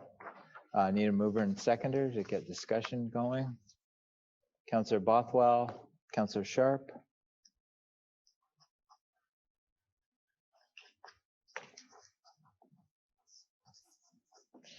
Any questions or comments, Council? Councillor Bothwell. Thank you, Mayor Jordan. I appreciate that I believe I haven't been introduced to Margarita Cosentino, a new senior planner, I think that's come on board. CO Schlang, is that correct? This report was prepared by Margarita Cosentino. Is she a new to town? Through Mary, yes, just recently, last couple of weeks. Great. I just want to say thank you very much for putting this together. I'm gathering it's in response to my motion of August 17th, which requested that staff provide council with an update on the status of discussions with the region and on this proposed growth plan amendment 1, which as the report states is going to be a significant change in intensification going to 2051 for our town.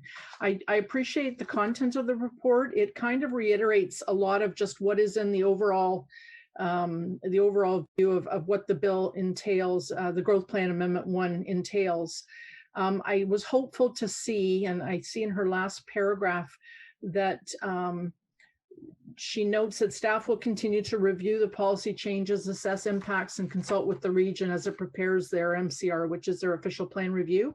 My motion did ask that if staff could also comment on the status of discussions with the region on draft population and employment allocation forecasts, land needs assessment, and the focus areas for growth and intensification for the town. Because I participated in the October 7th official plan PIC meeting for the public on the growth allocations, and the presenters at the time, Dave Hayworth, Isaiah Bannock, and a bunch of other ones, noted that there have been ongoing discussions with municipal planners with respect to those numbers and allocations. And I'm just hopeful that we can get some further information as to what is being proposed by the region to our planners as to those numbers that they're looking at allocating, as well as I understood when I asked the question as to who provides the region with the vacant properties and the land needs assessment methodology, or basically where we have spots to intensify, that it's our planners who provide the region with that information, and that you know, our planners are the experts in knowing where those areas should be.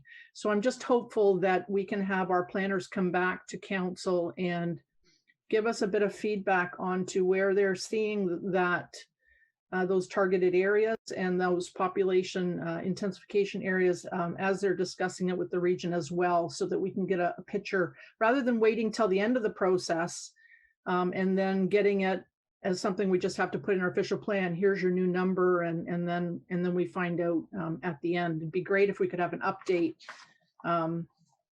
I would say at some point in the near future as to how those discussions are going on those numbers. Thank you. Councillor Sharp. Thanks, Mayor Jordan. So I just have a few comments. I was reading this report, and I'm looking at I guess it's on page, sorry, the pages aren't numbered, but they're saying that the 2051 population and employment forecasts, it says that we're forecasted to grow to 15 million people and over 7 million jobs. So is that will grow by 15 million or grow to 15 million? And is that's in Ontario, I presume? I think it reads two. That would be my opinion. Only an opinion. What's the population of Ontario right now? 14.7 million? I thought it was 11 or 12. 14.7. Okay, maybe I'm wrong. 14 point. I think it's about 14.7. So I'm reading it like it might grow by 15 million people, and that's like double.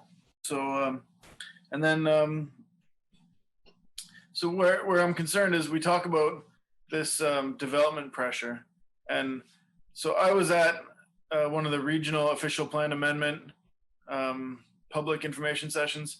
This was oh gosh, it's probably been a year and a half now at the Senior Citizen Center. And I remember them telling me that 125,000 persons was the 2031 growth for Niagara region.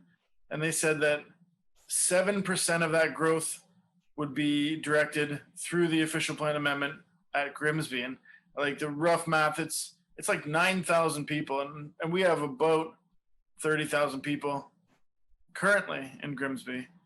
And so that's a 33% increase in population in the next 10 years. And I'll remind you, this was at the Regional Official Plan Amendment 13 Public Information Center. It was like an early open house. So when we get to the official plan or the regional official plan and those growth targets and how they affect development pressures. And so if there's going to be this much growth by 2051, 15 million, and if by 2031 there may be 9,000 in Grimsby, I'm a little concerned that where are we going to put 9,000 people? And then if our intent is to prevent this type of growth, well, can we? And like, so then if we're going to have to do that, which that's what I'm reading from these reports, we need to be planning for it. And maybe there's a way to do it with like medium density, mid or modified low density. I mean, there's some cities in the US that they're not high-rise cities. Everything is low-rise, but we're not a city. But like, if our population gets up to 39, 40,000, where are we going to put all those residents? So thanks for the report, and maybe staff can just comment. I know it was kind of a long comment. Thanks. Through you, Mr. Mayor, if I can please answer Councillor Bothwell's question, and then I'll move on. The report that is presented is just a status update this evening. It is not a response to the August 17th motion, and that's because we still don't have anything proposed by the region. Another report will be forthcoming when we have that information. And then if I can, Councillor Sharp, to help answer your question, every municipality in the Greater Golden Horseshoe as part of an MCR must utilize a methodology to assess the quantity of land required to accommodate the forecasted growth. And the proposed methodology offers a simplified approach that will be forward-looking, and it will account for demographics, employment trends, market demand, and housing affordability. I know that's just scratching the surface of your question, but just to know that we're on it and more reports will be forthcoming as we have more information for you. Okay, thank you, Antonetta. And that's all. Thank you, Councillor Sharp. Seeing no further questions, I'll read the resolution. Moved by Councillor Bothwell, second by Councillor Sharp. Resolved that the memo regarding Amendment 1 to A Place to Grow growth plan for the Greater Golden Horseshoe and lands need assessment methodology be received for information. All in favor? That's carried.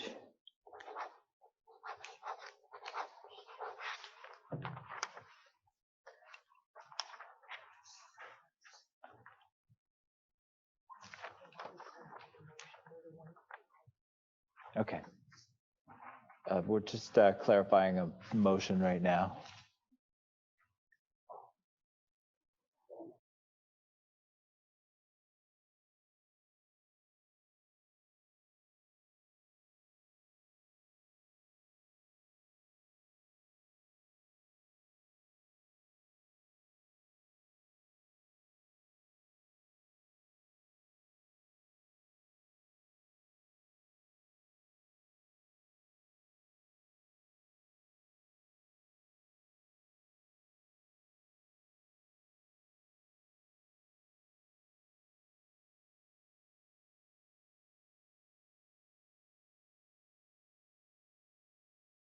Okay. Up next, we have item 7.4B. And that's report PA 20-22, proposed regulation of the Ontario Heritage Act, Bill 108. Need a mover and seconder to get it on the floor. Councillor Bothwell moving it. The seconder. Councillor Frake.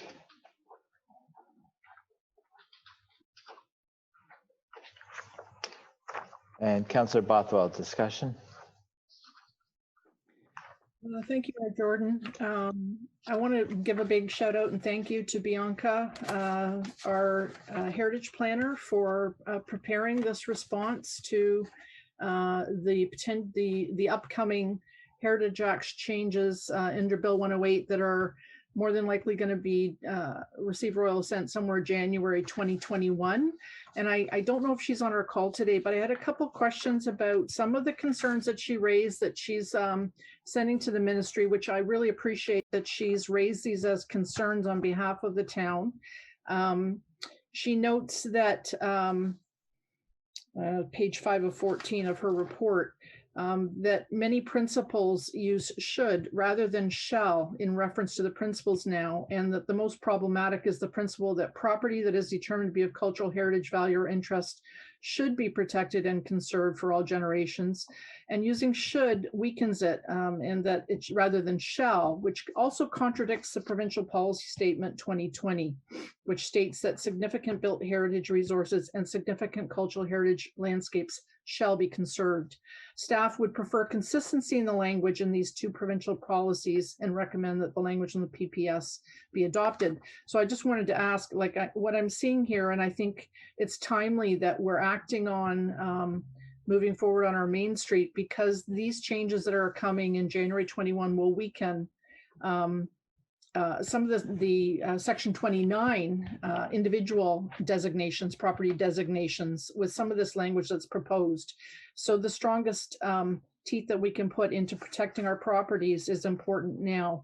One of the other things that she notes in the report is the new 90-day timeline to issue a notice of intention to designate or amendments to the Ontario Heritage Act establishes a new 90-day timeline for issuing a notice of intention to designate where the property is subject to prescribed events. It also allows for exceptions to this restriction. And this timeline the new timelines intended to encourage discussions about potential designations with development proponents at an early stage to avoid designation decisions being made late in the land use planning process. The ministry has proposed 3 triggers which would place this restriction on the council's ability to issue a notice of intention to designate. And those applications submitted to the municipality for either an official plan amendment, a zoning bylaw amendment, or a plan of subdivision. So I just wanted some comment on that, because the only ways to avoid that 90-day is through mutual agreement, administrative restrictions, and some other things. But what I see happening here is that Heritage Committee is going to need here early in the process when an official plan amendment or zoning bylaw amendment is coming forward that affects a potential heritage property that's on our register or has a potential to be designated. And I just wondered how we're going to, what processes we're going to change so that we get earlier identification of those, and how staff are feeling that they're going to be able to handle some of these changes under Bill 108, as they've noted that there are a lot more pressures as well under the Planning Act with respect to responding to complete applications within 120 days, et cetera, and those tight timelines. I just wondered if staff could comment on how they're proposing to look at our processes to meet some of these new changes that are coming forward. Thank you. Antonetta? Through you, Mr. Mayor. Thank you, Councillor Bothwell. That's what we found it imperative to get our opinion out there on this matter. We are very concerned with the changes in the language. We don't have all the answers yet on how we're going to deal with this. We are consulting with other municipalities to see what best practices is around this and trying to do some due diligence there, because again, heritage is very important to the planning team here. So we wanted to be on the record as being opposed to the changes and having our recommendations. We have to work together with the Heritage Committee to sort out how we're going to bring that forward in a timely manner so they have enough review. So we're looking at all these things, but we thought it was really important that we meet the deadline with our comments, especially considering how much heritage we have here in Grimsby. Thank you, much appreciated. Thank you, Antonetta. Seeing no further questions, I'll read the resolution. Moved by Councillor Bothwell, second by Councillor Frake. Resolved that report PA 20-22 dated October 19th, 2020 be received, and that the report be endorsed and submitted to the province along with the following motion.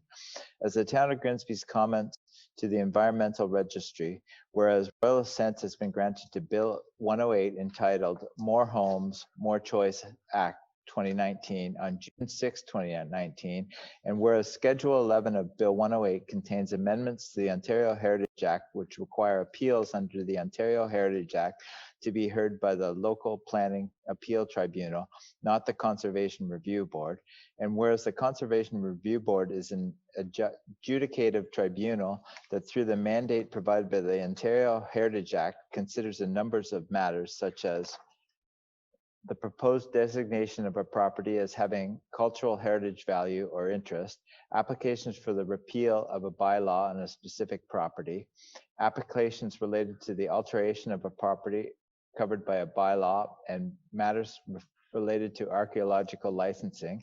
And whereas Schedule 11 of Bill 108 will come into effect on a date to be proclaimed by the Lieutenant Governor, and whereas the local planning appeal tribunal are not experts in heritage matters, unlike the members of the Conservation Review Board, and whereas the local planning appeal tribunal decisions are binding decisions, unlike the Conservation Review Board, non-binding recommendations, and whereas Ontario Heritage Act provides a means for municipalities to protect and preserve the cultural heritage value or interests of the municipality for generations to come, and whereas the Conservation Review Board currently provides reports to municipal councils setting out its findings of fact and its recommendations so that a final decision can be rendered by municipalities about what is valuable in their community.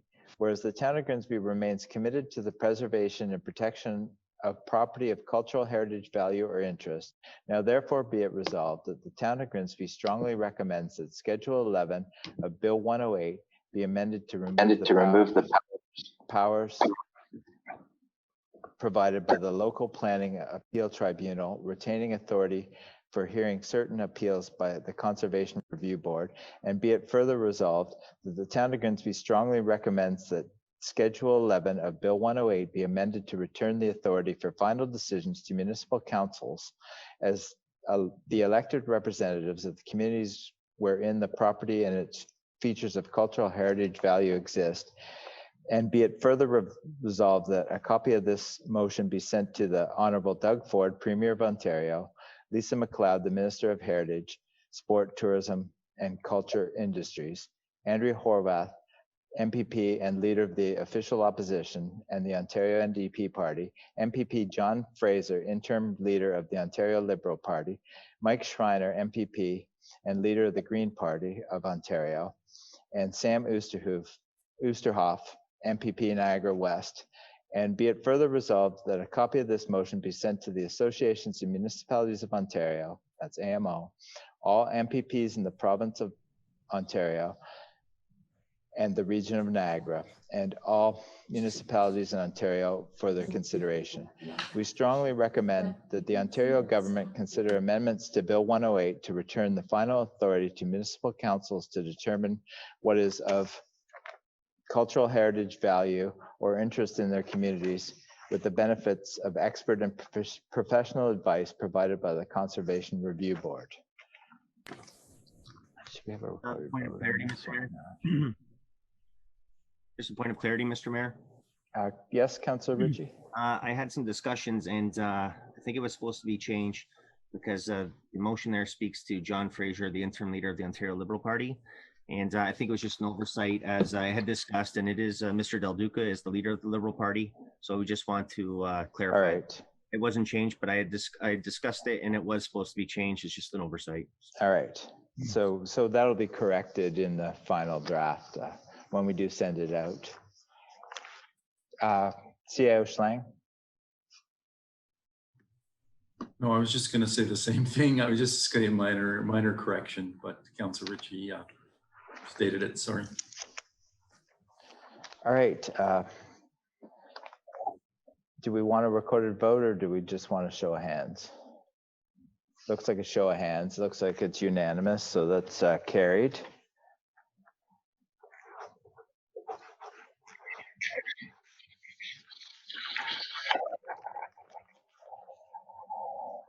All right.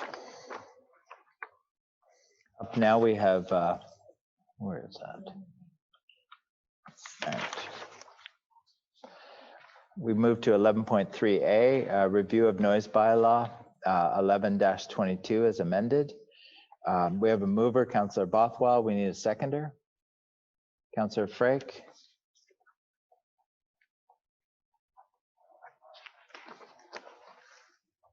Discussion, Councillor Cadwell. Yes, thank you, Mayor Jordan. I'm really glad to see we're adopting this. There was a great article in the St. Catharines Standard on Friday, October 9th. The Niagara Regional Police have got a program, a crackdown program going. They ran it in Niagara Falls and Niagara-on-the-Lake, and they issued 52 tickets, which is that just shows you the concern in the municipalities for these cars with their loud, excessive tailpipes and that.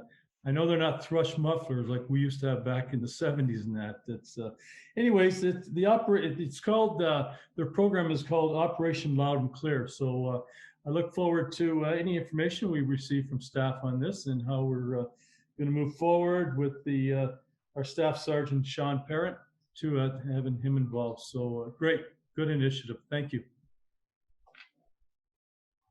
Thank you. Councillor Frake, you're up next.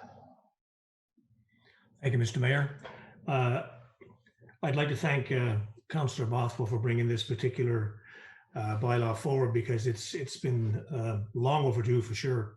And I'm sure that the rest of the councillors have received many complaints throughout the past couple of years about the loud noise, vehicular noise on the streets and roads of Grimsby.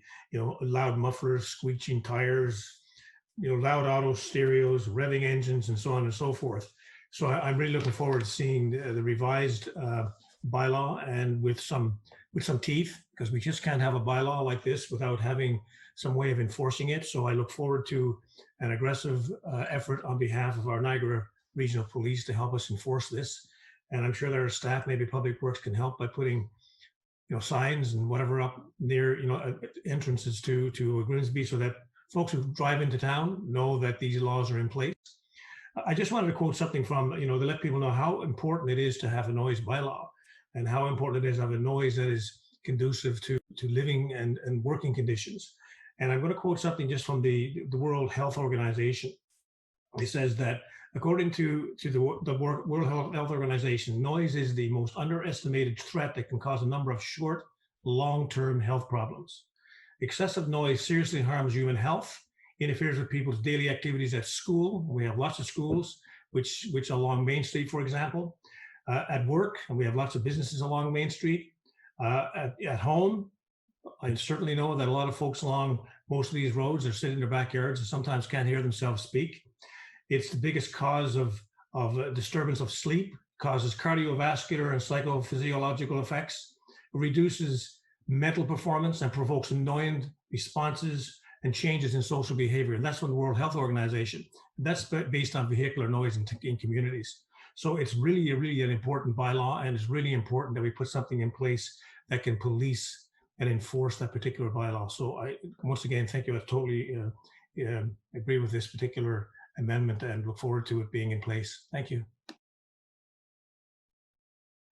Councillor Bothwell.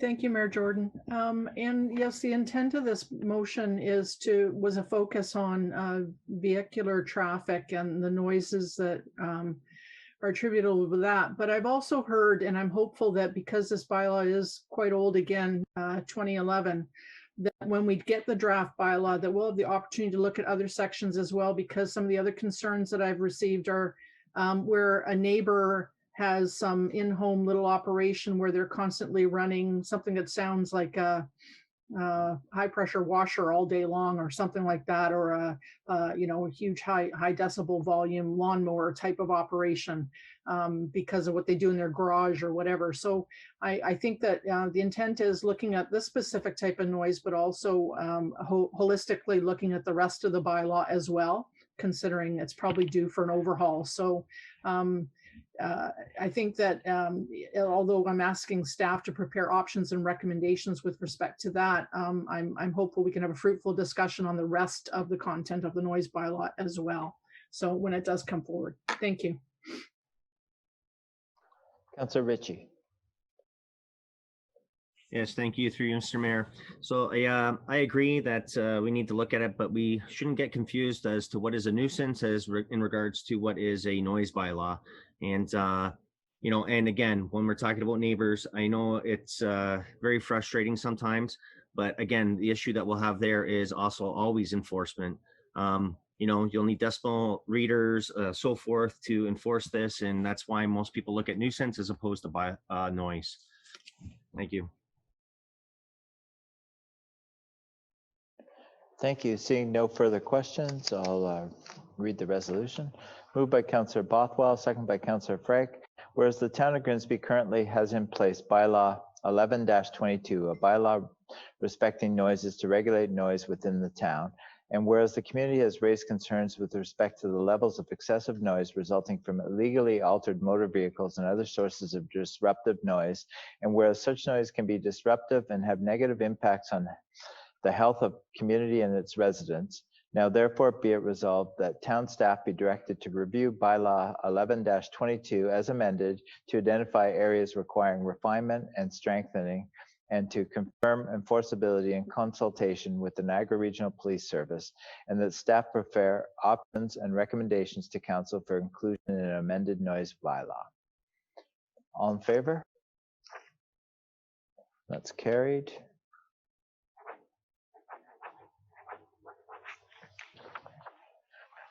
All right, that was the bottom of it. So, all right.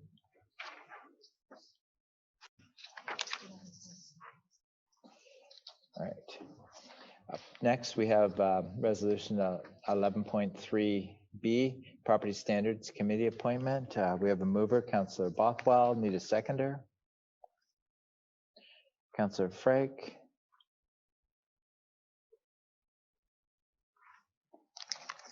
Discussion, Councillor Cadwell.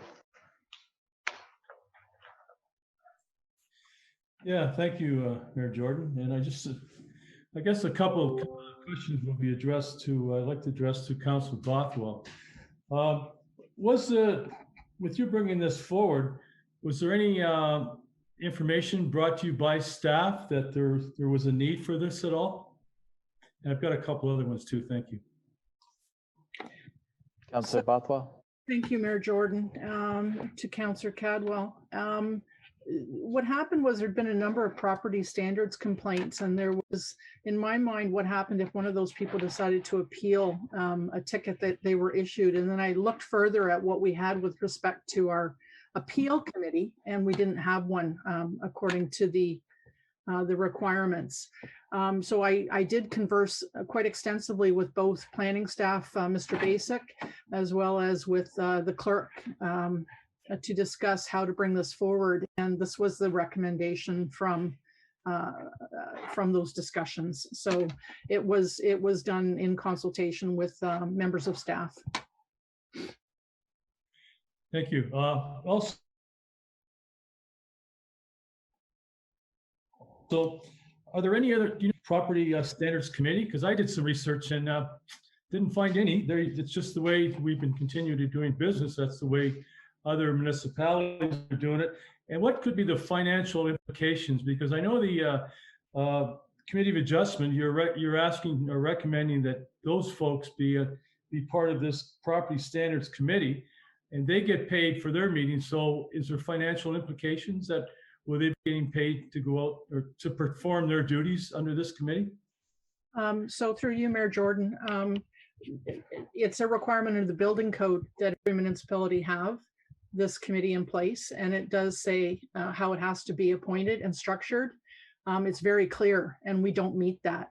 What I've found in researching other municipalities, the majority of them, rather than every term of council having to appoint 5 citizen members of the community, is they take the Committee of Adjustment members who have the expertise to deal with these types of things anyway. It's pretty standard, and they're very rare apparently within the town.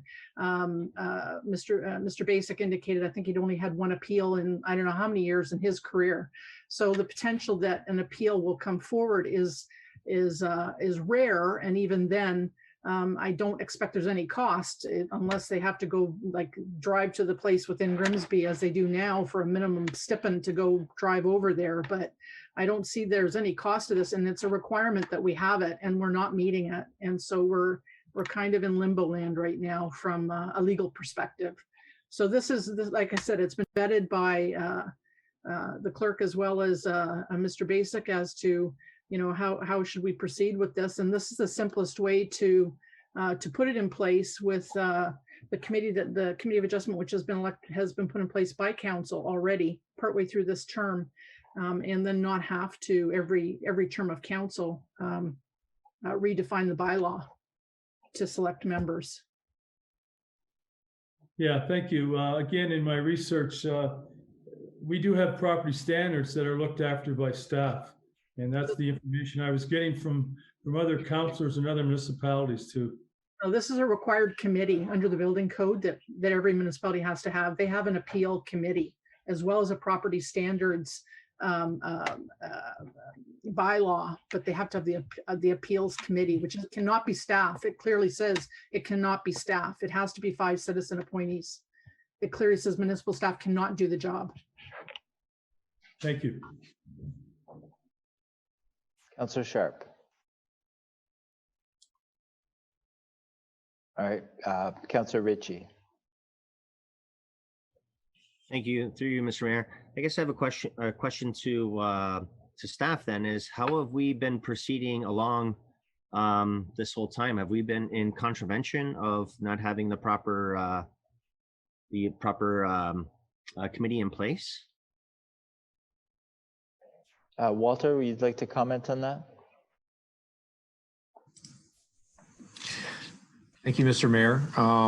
The bylaw up until 2004, the property standards bylaw and the bylaw that appoints the committee, essentially up until 2004, it was an appointment on a yearly basis, and it was a as needed also basis. I don't believe there's been a requirement. I don't think there's been an appeal to a property standards issue since then. In 2004, the bylaw reads to say that the committee is appointed for the term of council. That it doesn't say it has to be appointed at the beginning of the term or you could appoint you could appoint the committee through the term as needed, and they would remain the Property Standards Appeal Committee for the remainder of the term. So thank you. And then I just wondering, right now we use the, I believe, I forget what it's called, but the penal system that you refresh my memory of what it is for fines. What's the penal? The AMPS. The AMPS. So sorry. So the AMPS process. If we assign this for property standards, because there is potential fines with that, does that open the door for everything to be technically challenged through the AMPS?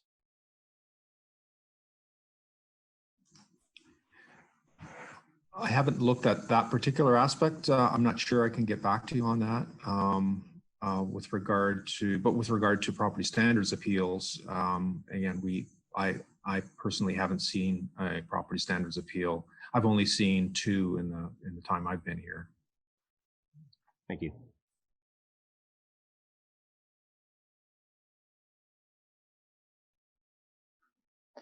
All right.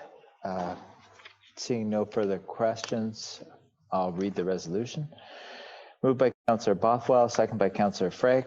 Whereas the town of Grimsby is required to establish a property standards committee under section 15.6 of the Building Code Act 1992, SO 1992, C23 as amended, whereas section 7.6 of the town of Grimsby property standards bylaw 15-017, a bylaw for prescribing standards for the maintenance and occupancy of property, states that a property standards committee shall be established and coincide with the term of council. And whereas the property standards committee hears appeals of property standards orders that have been issued under the building code and the town property standards bylaw 15-017, and whereas this term of council is not appointed the required committee consisting of 5 ratepayers exclusive of members of council or employees of the municipality or local board, and whereas it is desirable and expedient to appoint the citizen members of the town of Grimsby Committee of Adjustment as members of the Property Standards Committee, and that their appointment coincides with the remaining term of council. Now therefore be it resolved that staff be directed to prepare an amendment to section 7.6 of the property standards bylaw to state the members of the town of Grimsby's Committee of Adjustment shall be and are hereby appointed by the council of the corporation to be members of and to sit as the property standards committee, and that staff amend and align any other sections of the bylaw as required to meet this intent, and that staff provide the amended property standards bylaw 15-017 to council for review and approval at the earliest opportunity and no later than the start of the first quarter Q1 of 2021. All in favor? That's carried.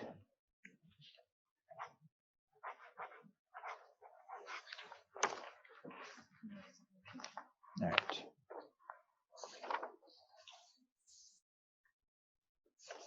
Do I do that first? Or? No. Okay. All right. Up next, we have a notice of motion. The subject's financial relief, and it's requested by Councillor Vardy to develop a process which will give council a set of guidelines for the purpose of evaluating requests for donations and or other concessions from charities, nonprofit, individuals, organizations, or entities.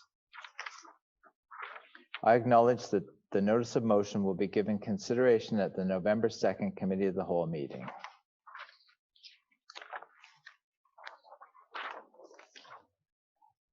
All right, need a mover and seconder for correspondence. Councillor Ritchie and Councillor Dunstall.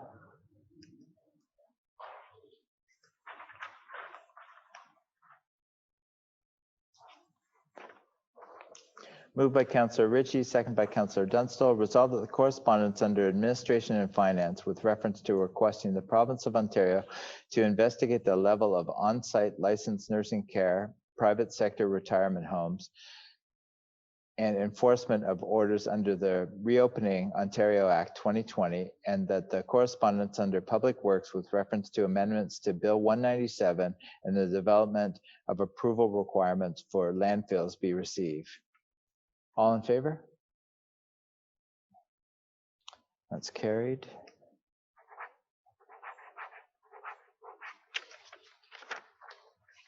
Yeah. All right, that's the end of our committee of the whole. The next committee of the whole meeting is scheduled for November 2nd, 2020 at 6:30 p.m. And it'll again be available through electronic participation. So meeting is adjourned. Yeah, we're gonna have a 10-minute 20? All right, we're gonna have a 20-minute recess. The next meeting will start at, our regular council meeting will start at 9. Thank you. Yeah.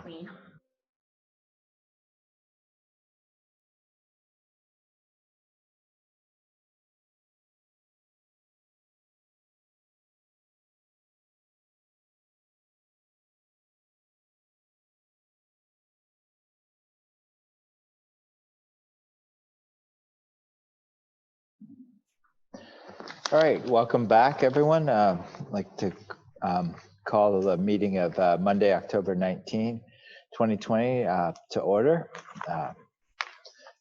First off, we're going to have the playing of the national anthem. So could everyone rise?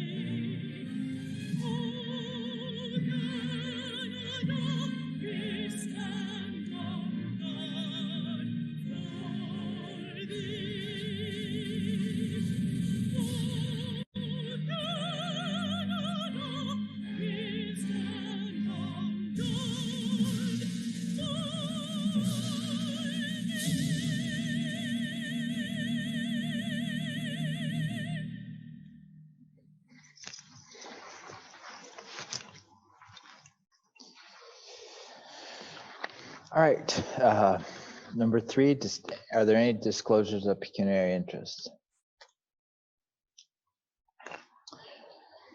Seeing none, approval of the agenda. Mover and seconder. Moved by Councillor Sharp, second by Councillor Cadwell.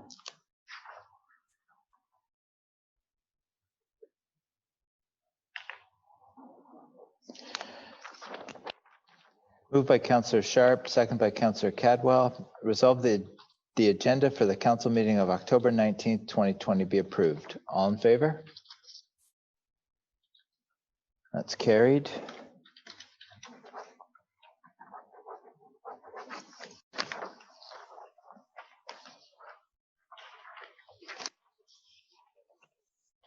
Need a mover and seconder for the adoption of the previous minutes.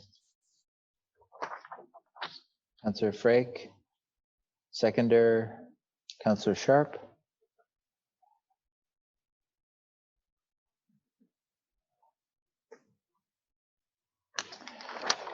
Moved by Counselor Frake, second by Counselor Sharp. Resolved that the minutes from the council meeting of October 5th, 2020, and the minutes from the special council meeting of October 7th, 2020, and the minutes from the committee of the whole meeting of October 19th, 2020 be approved.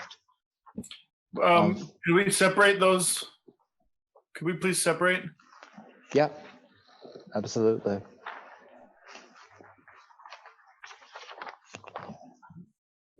All right, so I've separated the first two, so we need a, I can go with the same mover and seconder, if that's okay.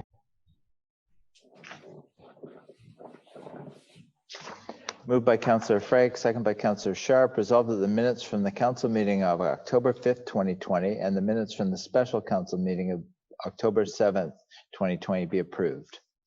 All in favor? That's carried.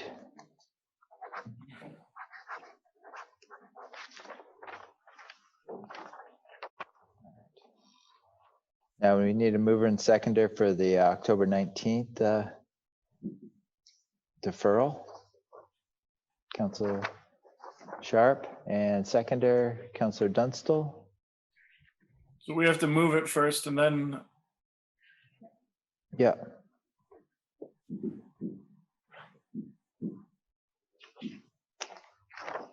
Moved by Counselor Sharp, second by Counselor Dunstall. Resolved that the minutes from the committee of the whole meeting of October 19th be deferred until the November 2nd, 2020 council meeting.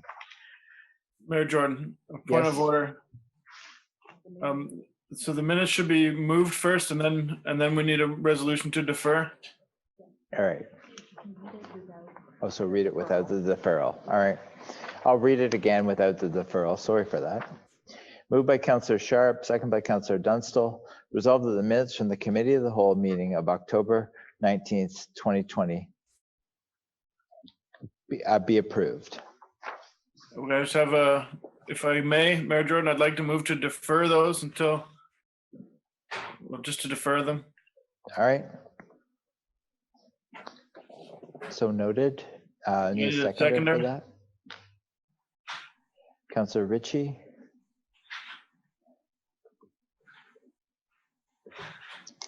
It's not a friendly amendment.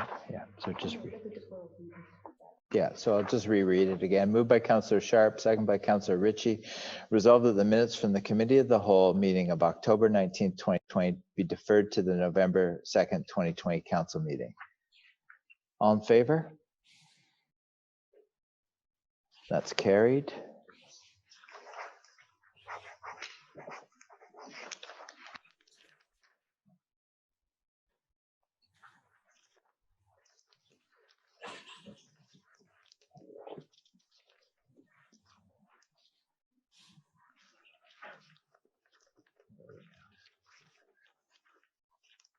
Up next, we have resolutions.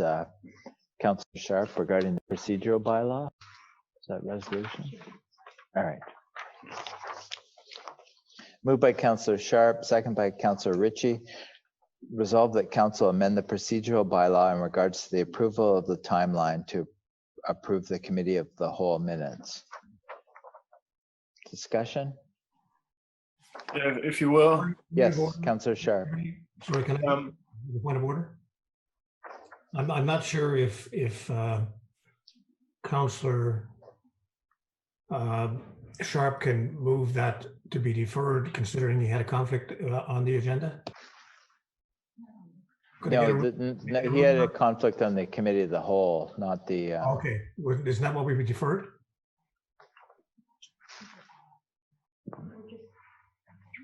Yes, the clerk's going to speak on that. Just to clarify, the motion right now on the table is to amend our procedural bylaw just in respect of approving the timeline to approve the minutes of committee of the whole. Instead of approving it right on the night of, we're looking to approve it at the next meeting.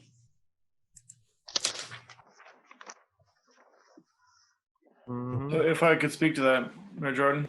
Councilor Sharp. So the clerk is correct. We talked about this at the last meeting, and there's a couple issues. One is that the minutes are produced during the meeting and there's not enough time to review them. And the second, after some discussion with staff, is that if there was a staff member who was ill, not able to make it to our committee of the whole meeting at town hall, because we're all online, but there's actually staff creating these minutes in the town hall. And if that person, or if one of our members of staff was sick, we may not have the resources to do it. And I think it's more appropriate for us to be, it's a small change. It would make it, we would approve them at the next council meeting.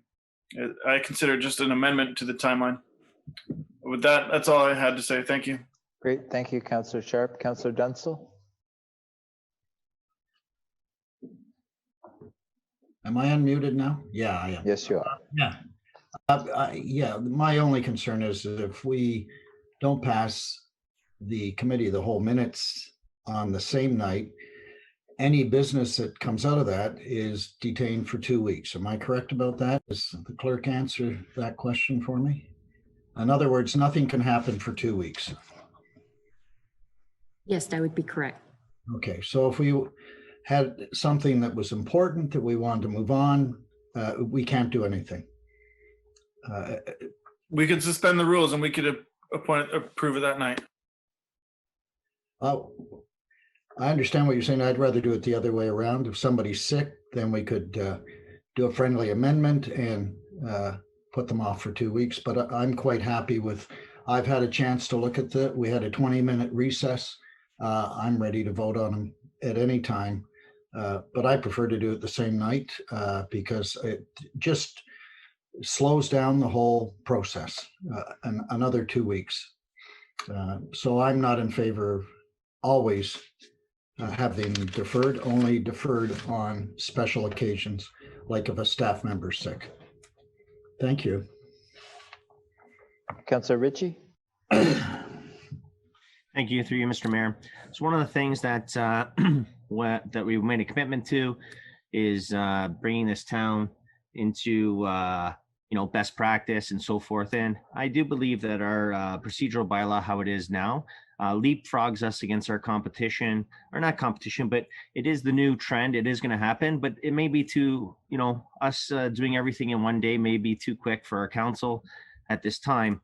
So, I've thought about this long and hard, and I will support Councillor Sharp in this at this time, as we will be reviewing everything in 6 months. So if we find it to be more of just a procedural process where, eventually we can pass the minutes in the same night, then maybe things are changed. But right now, I don't have a problem necessarily with going back and waiting 2 weeks. It just government works slow, and this just slows it down. Thanks. Councillor Frick? Thank you, Mr. Mayor. Yeah, I tend to agree with that. But the thing is, to have a set of minutes, which could be quite lengthy, and expect councillors within 10 minutes to look over those minutes and then approve them, I think is a bridge too far. I think that's too much. I think we need a week or two to swallow what's on those minutes and decide and see if there's any errors or anything in that we need to change or lift or whatever the case might be. But I think that deferring it for 2 weeks is a good practice, not a bad practice. Trying to be too efficient could help us make mistakes as well. So it could go the other way too. So I'm certainly in favor of the minutes being approved at the next meeting. It gives us all the time to review what's in those documents, and I think that's only fair to the staff and to the constituents of the town. Sorry, I got muted there. So I think we should defer them. It's no different than what we did before in terms of the standing committees. We always approve the minutes 2 weeks later. I mean, it's the way it was, or a week later, whatever.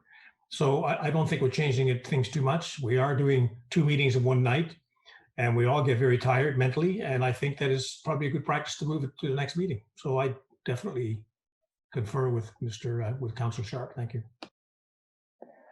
Councillor Cadwell. Yes, thank you, Mayor Jordan. And I was going to bring up the point about how our standing committees used to operate. And the important part to me is what we practiced tonight. the 5 minutes discussion, your first time, and then the bell went, and then you get 3 minutes. I think that's great. I want to thank staff for bringing that forward. At least that'll keep us more on a cognitive pattern anyways, which is great. That's very important because, man, our meetings went way too long. It was, I think, ridiculous. But anyways, I'm really glad we did this tonight. That's great. I thought it worked well. There are a lot of municipalities, they only allow 2 questions for discussion now. So that's something that, are we there now, Mr. Mayor? Or, you know, the way we did it tonight was good. I really enjoyed it. Thank you, Councillor Cadwell. Seeing no further questions. Moved by Councillor Sharp, second by Councillor Ritchie. Resolved that council amend the procedural bylaw in regards to the approval of the timeline to approve the committee of the whole minutes. Do we need a recorded vote? Yeah. Called for a recorded vote. Clerk will read it. Councillor Bothwell, Yes. Councillor Dunstall, No. Councillor Frey, Yes. Councillor Cadwell, Yes. Councillor Ritchie, Yes. Councillor Sharp, Yes. Councillor Vane, Yes. Councillor Vardy, Yes. Mayor Jordan. Yes. That's carried. Up next, we're at item 12, a regional councilor update. Councillor Furtick, welcome. You're in prime time tonight. Thanks, Mayor Jordan, and thank you, Council, for the opportunity to speak to you tonight. I've sort of stayed away from you because of some of your agendas were pretty heavy, so I'll try and be brief and go over as much as I can. Our subcommittee meetings, unfortunately, when you had your council meeting last time, they weren't until the following week, so I really didn't have a whole lot of follow-up. The new contractors actually started today, GFL, for the garbage. I haven't had any complaints, knock on wood, that they are not, and nobody's entitled in Grimsby to put out a bag this week. The next week you can put out 2 bags, but this week there's no garbage to be put out. There's been lots of concern, and I've had numerous conversations with constituents in reference to speeding on regional roads. And some of those regional roads are, of course, Mountain Street, Mountain Road, Main Street East, down around Councillor Freak's area, Casablanca. Now, if you've noticed, in 2 particular areas, and one is the Park School, and the other one is the Catholic school on Livingston Avenue. There's a couple of signs up there, and it says Community Safety Zone. And below that, it says fines are increased. I think I warned you before. The region has a program now that will have a traveling camera that will be put up in these zones. The camera will take a picture of your license plate if you are speeding, and you'll get a speeding violation in the mail. There is absolutely no chance for appeal. So I strongly recommend that those 2 particular areas be very, very, very careful and make sure that you're not speeding, because there's no leeway with the camera. It takes the picture and off it goes. Anyway, I wanted you to be aware of that.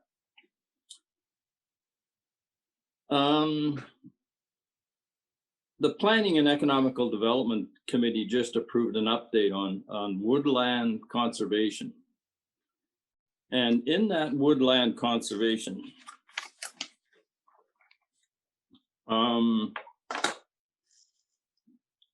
the update bylaw governs the protection and preservation of woodlands in Niagara, and recently has underwent a complete review and public engagement process.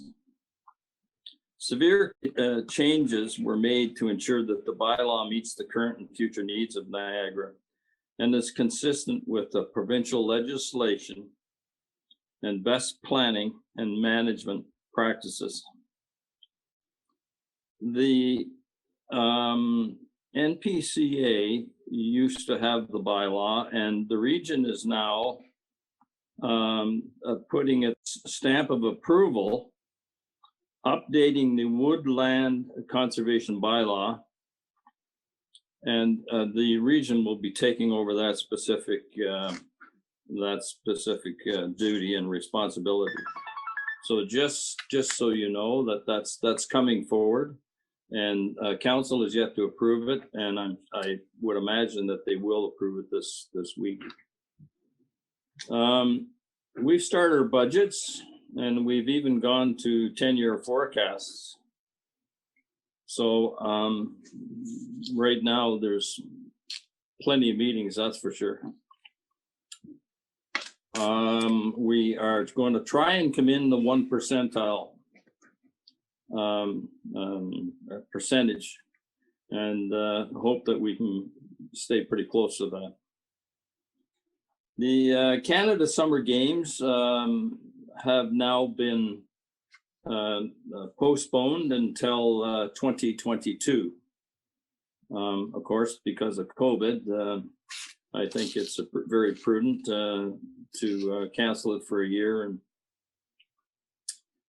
the region has also still maintaining a AA rating, which is very nice to know, and we've just been notified about that. During our Public Works meeting, we had two delegations. One was from Miller, who is the waste management, or sorry, the waste provider for the other part of the region, but our region was through GFL, which is who would be picking up our garbage. When the gentleman, the CAO, had given his speech about the Public Works, I just want this general information for certainly council. I picked up a few things of what he said, because he mentioned the aerobic digester.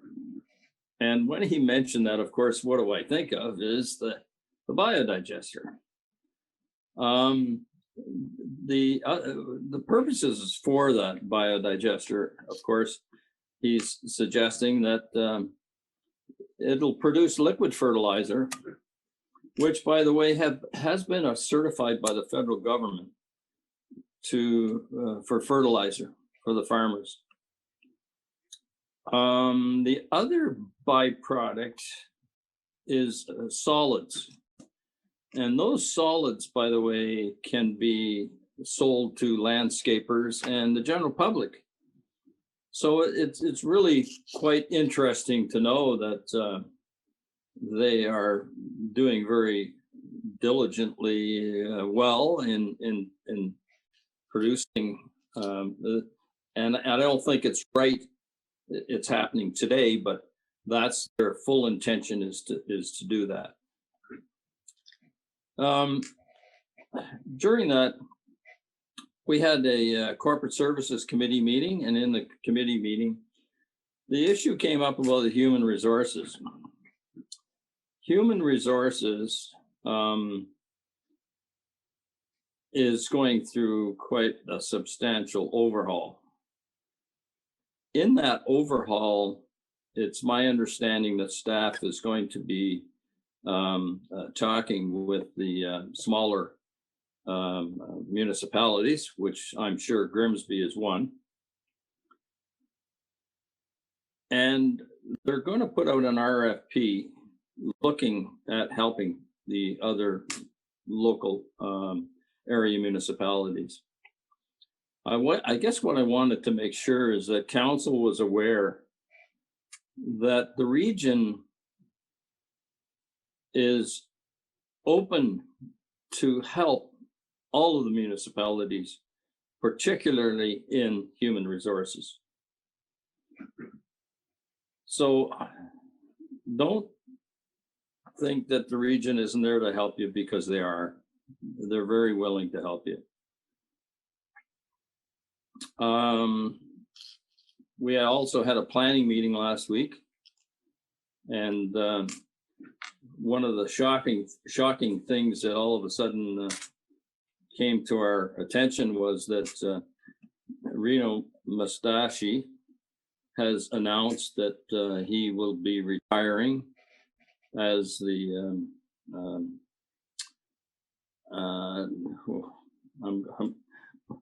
what's his designation? Commissioner. Commissioner. Well, no, I think he's, whatever he is anyway, he is retiring as of October the 30th. We did deal with woodlands, woodlots, and that information I have asked that staff, as a matter of fact, first of all, a couple of things that have come out of it, that they are going to be providing up-to-date maps of woodlands, woodlots, in order to assist people when they're particularly going and talking about the official plan for the region. There's two different definitions, maybe three or four, but there's two that brought to my attention is that there's a different definition from the Niagara Escarpment and the NPCA and the official plan. There's all different definitions. So staff is going to be reviewing those and sending them to me. So when they send it to me, I'll send it out to you.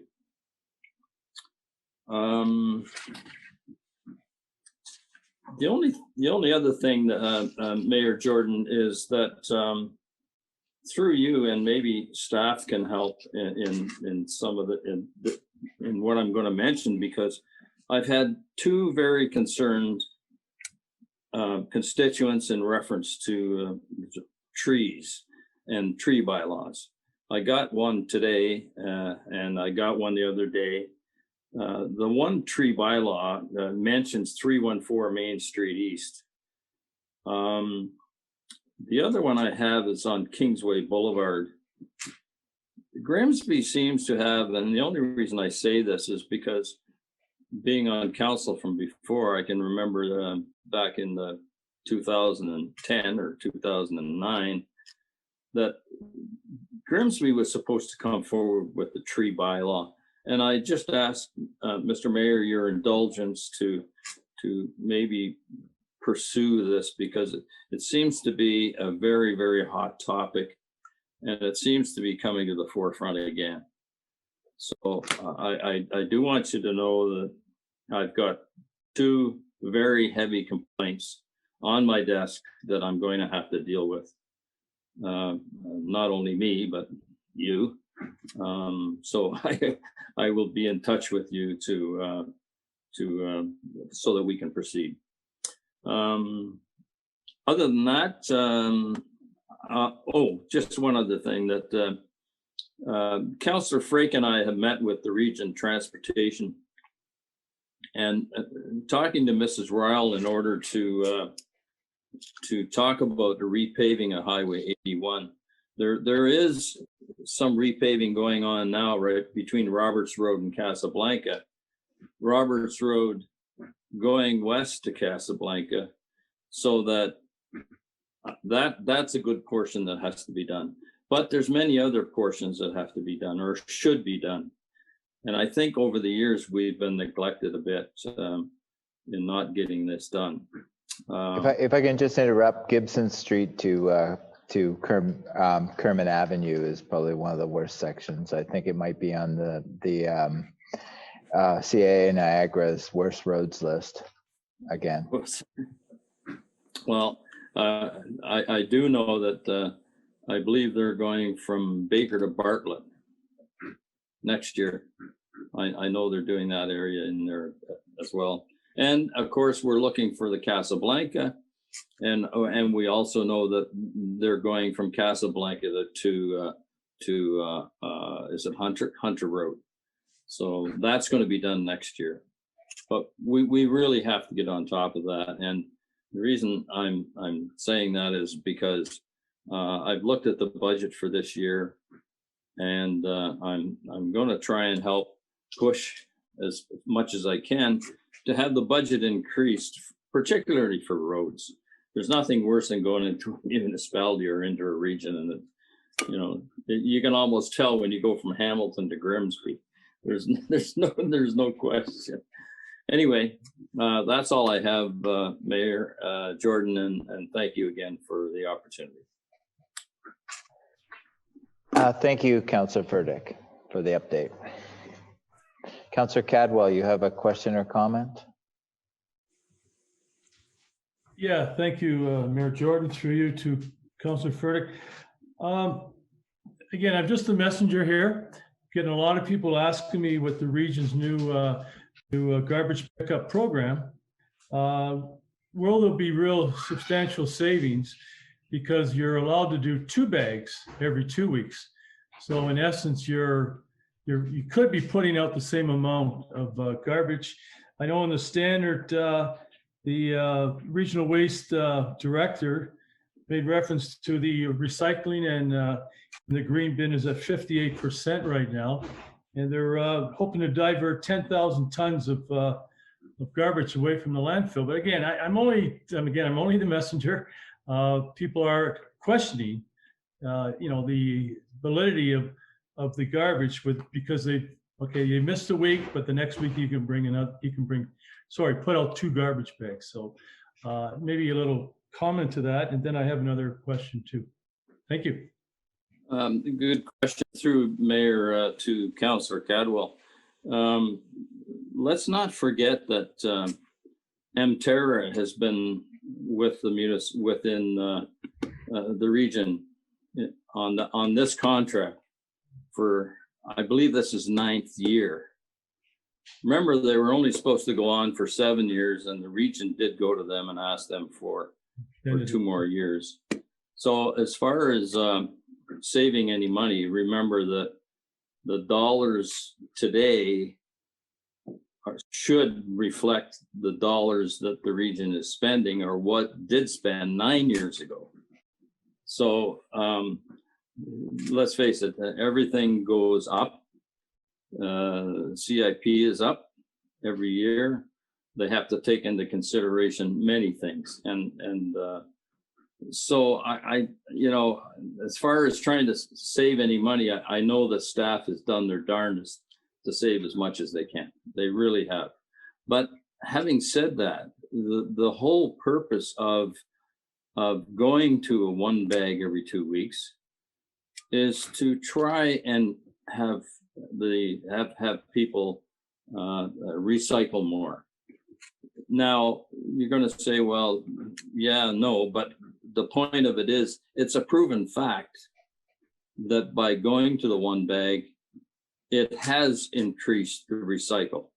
When it increases recycling, it decreases the landfill. And the average bag that is put out on a weekly basis is approximately 46%. Now I'm going by their statistics. So, but I think staff has done a real good job, and I think once you get used to it, I think it'll be fine. How many bags can you get in a big garbage container? Maybe 1.5 if you fill the green garbage bag right up. So I think once people get into more of a routine, Councillor Cadwell, that I think you'll find that it won't hurt. I mean, they are taking every week, they are taking all your recycling, including Councillor Sharp's, what do you call them, diapers? So we don't have to worry that they'll all be picked up. I hope that answers your question. Yeah, thank you, Counselor. That's a good point. I'm glad you spoke about diapers because, yeah, a lot of young families, that's what they're dealing with. So diapers can be put out and they will be picked up every week. That's the plan. Great. Yes. Great. Yeah. The other comment, I'm glad to hear with the community safety zones, with the cameras, are they going to be doing like they do in other municipalities? Do they have to advertise, have a sign up that there is the cameras set up for that? I know, I believe it's Toronto. They do that in Toronto. They have to have signage. Letting people know. So just curious to that. Through you, Mayor Jordan, to Councillor Cadwell. Cadwell, the signs are already up. They're called a community safety zone, and it says fines increase. And if you go down to Blessed Trinity on Livingston Avenue, you'll see the signs are on one on the east side and one on the west side. So the signs are already up, but they're not going to tell you. They're not going to tell you where the cameras are and if they're there. Okay, I've been understanding that some communities do have signs up with their community safety zone signs saying that they are monitored by a camera. Yeah, that's what I've been. It's from a little bit of research I've looked at. Anyways, Well, thank you. already up. They're already up, Councillor Cadwell. Yeah, through you, I'm Mayor. talking about advertising that you're going to be. There's a camera that's going to be catching you speeding. Well, that's why I gave you the warning. Okay, perfect. Thank you. You're welcome. Councillor Vane. Thank you for your presentation, Councillor Furtick. In regards to Councillor Cadwell's question, I believe he's referring to red light cameras. What you're talking is photo radar, two different things. But you are right. The fine that you said is a community safety zone means the fines are doubled, and which is good. If you're going to speed in the school zone, you deserve it. But having said that, this is actually a motion I was going to bring forward in the future to ask the region to look at putting up photo radar cameras, and not just in a car that drives around. I was hoping we could do something a little more permanent, because I'm pretty much sure that most of the members of council have received a number of emails on specific streets and specific areas about speeding, constant speeding. Yes. And I know myself, I've had many residents around my home and in my ward that have come to me and said, we're having problems with speeding. Can we do something about it? And I think it's great that they're doing the school zones, but I do think this might be an alternate to having to count on the police when they only have one car for the whole division doing radar. So I'm just wondering, is the region looking at expanding this program to a more permanent program, or are they just currently doing just the car? Through you, Mayor Jordan, to Councillor Vane, I think what is happening is that these, now they've only purchased 10 right now, and they're throughout the entire region. So not just Grimsby. There has been some of these signs, mobile signs. I think there was one just as you go over the tracks on Casablanca that was up there for a couple of weeks. What they're doing is they're moving those signs around to try and tell people how fast they're traveling. There seems to be, when Councillor Frake and I had discussions with transportation section, there seems to be a lot of speeders since COVID-19. And everybody is speeding and going, well, obviously they're going somewhere, but do they really have to get there that fast? And it seems to be not just Grimsby, it's through the entire region.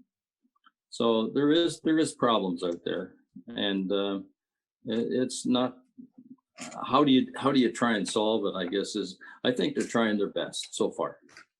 Did that answer your question? Sorry. Yes, thank you very much. I just want to add a comment very quickly to what you just said, just to give you some reference to that comment. The OPP have seized almost, or probably over by this point, over 500 cars this year for drivers doing more than 50 kilometers an hour over the speed limit.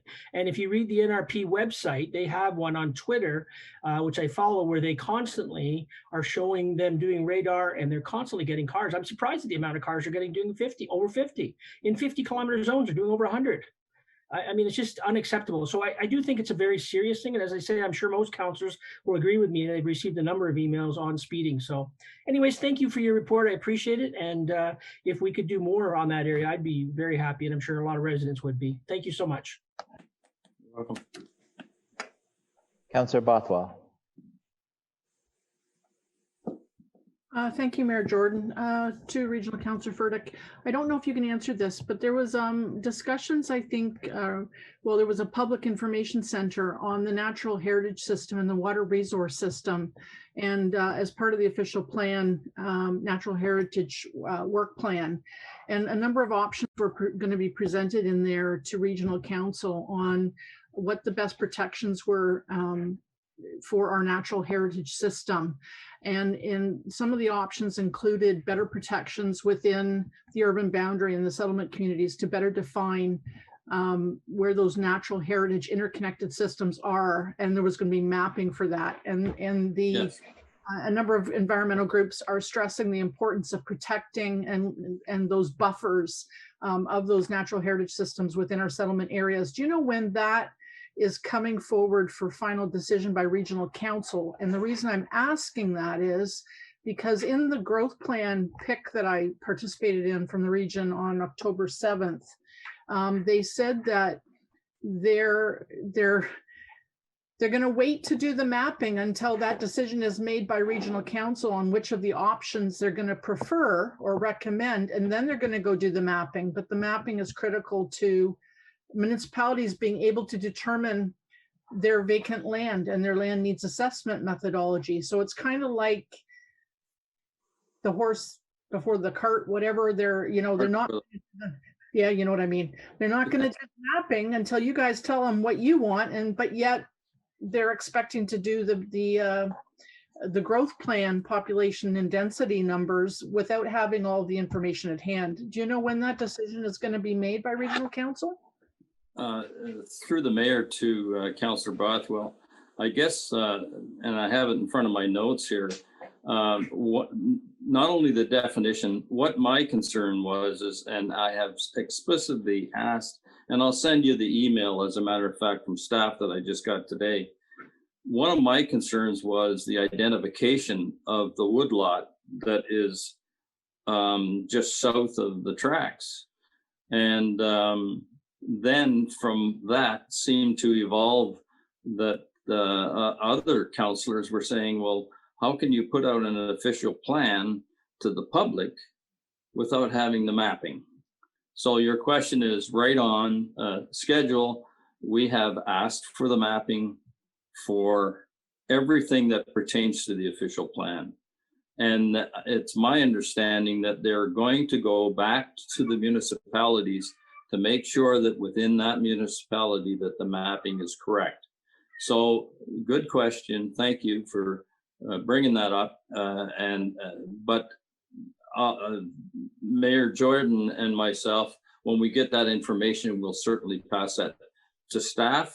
And if council wants it, it's up to you. Yeah, thank you. I think that helps you, does it? Yeah, I just would reiterate, and I think you've received a number of pieces of correspondence from members of the community that we're looking for the strongest protection that we can from bringing forward to Regional Council on those buffers, and that would be the option 3C. So I'm just again reiterating what the community is asking for, and that it's unfortunate that they're saying the mapping is going to cost so much money and so much time, and so they're kind of waiting. But is that the answer? I don't think that's the answer. No. And I hear that you're asking for it, but it'll be interesting whether we get ground truthed mapping or just a paper exercise based on old documents that somebody has in a drawer. That's all I'm worried about, is it's a paper exercise somebody pulls out somebody's whatever, and that's it. And they don't actually go and see how those particular areas. I'm also, if you could also keep in mind, please, Regional Councillor, the Big R Lagoons, and that's a wetland. Yeah. Yes. That ends up getting defined properly as well in the official plan, in the number of places that needs to be, and protected accordingly as well. Thank you, through you, Mayor Jordan, to Councillor Bothwell. When those maps come in, that'll be a good time that maybe we should all sit down and huddle around those maps and make sure that that information is there. But certainly the wetlands is another area that should be marked. Thank Anyway, you. Thank you very much. we're on top of it. Councillor Sharp. Thanks, Mayor Jordan. Just wanted to clarify, Councillor Furtick, the diapers aren't mine. They're my kids' diapers. And but for the residents in Grimsby, if you currently have a diaper exemption for your kids, so if you have more than 2 kids under 4 years old, then you qualify for an exemption to put an extra bag, clear bag with diapers in it to the curb every week, was what it previously was. So now, if you currently have that exemption, then you don't need to do anything. You just put your diapers out on the every other week schedule. And so there's no change. So if you have kids under 4 and you've got diapers, I mean, there's a lot of them, you can still put them out, but only on, or no, you can still put them out every week. 1 bag, clear bag. Yep. With only diapers. And diapers and wipes and like the stuff that goes in the diaper waste. So anyways, just to repeat that, if you currently have a diaper exemption for your kids, don't do anything. You just keep putting your diapers out the way you always have. And the other thing I wanted to comment on was those community safety zones. So I noticed that there's 10 of them within the region.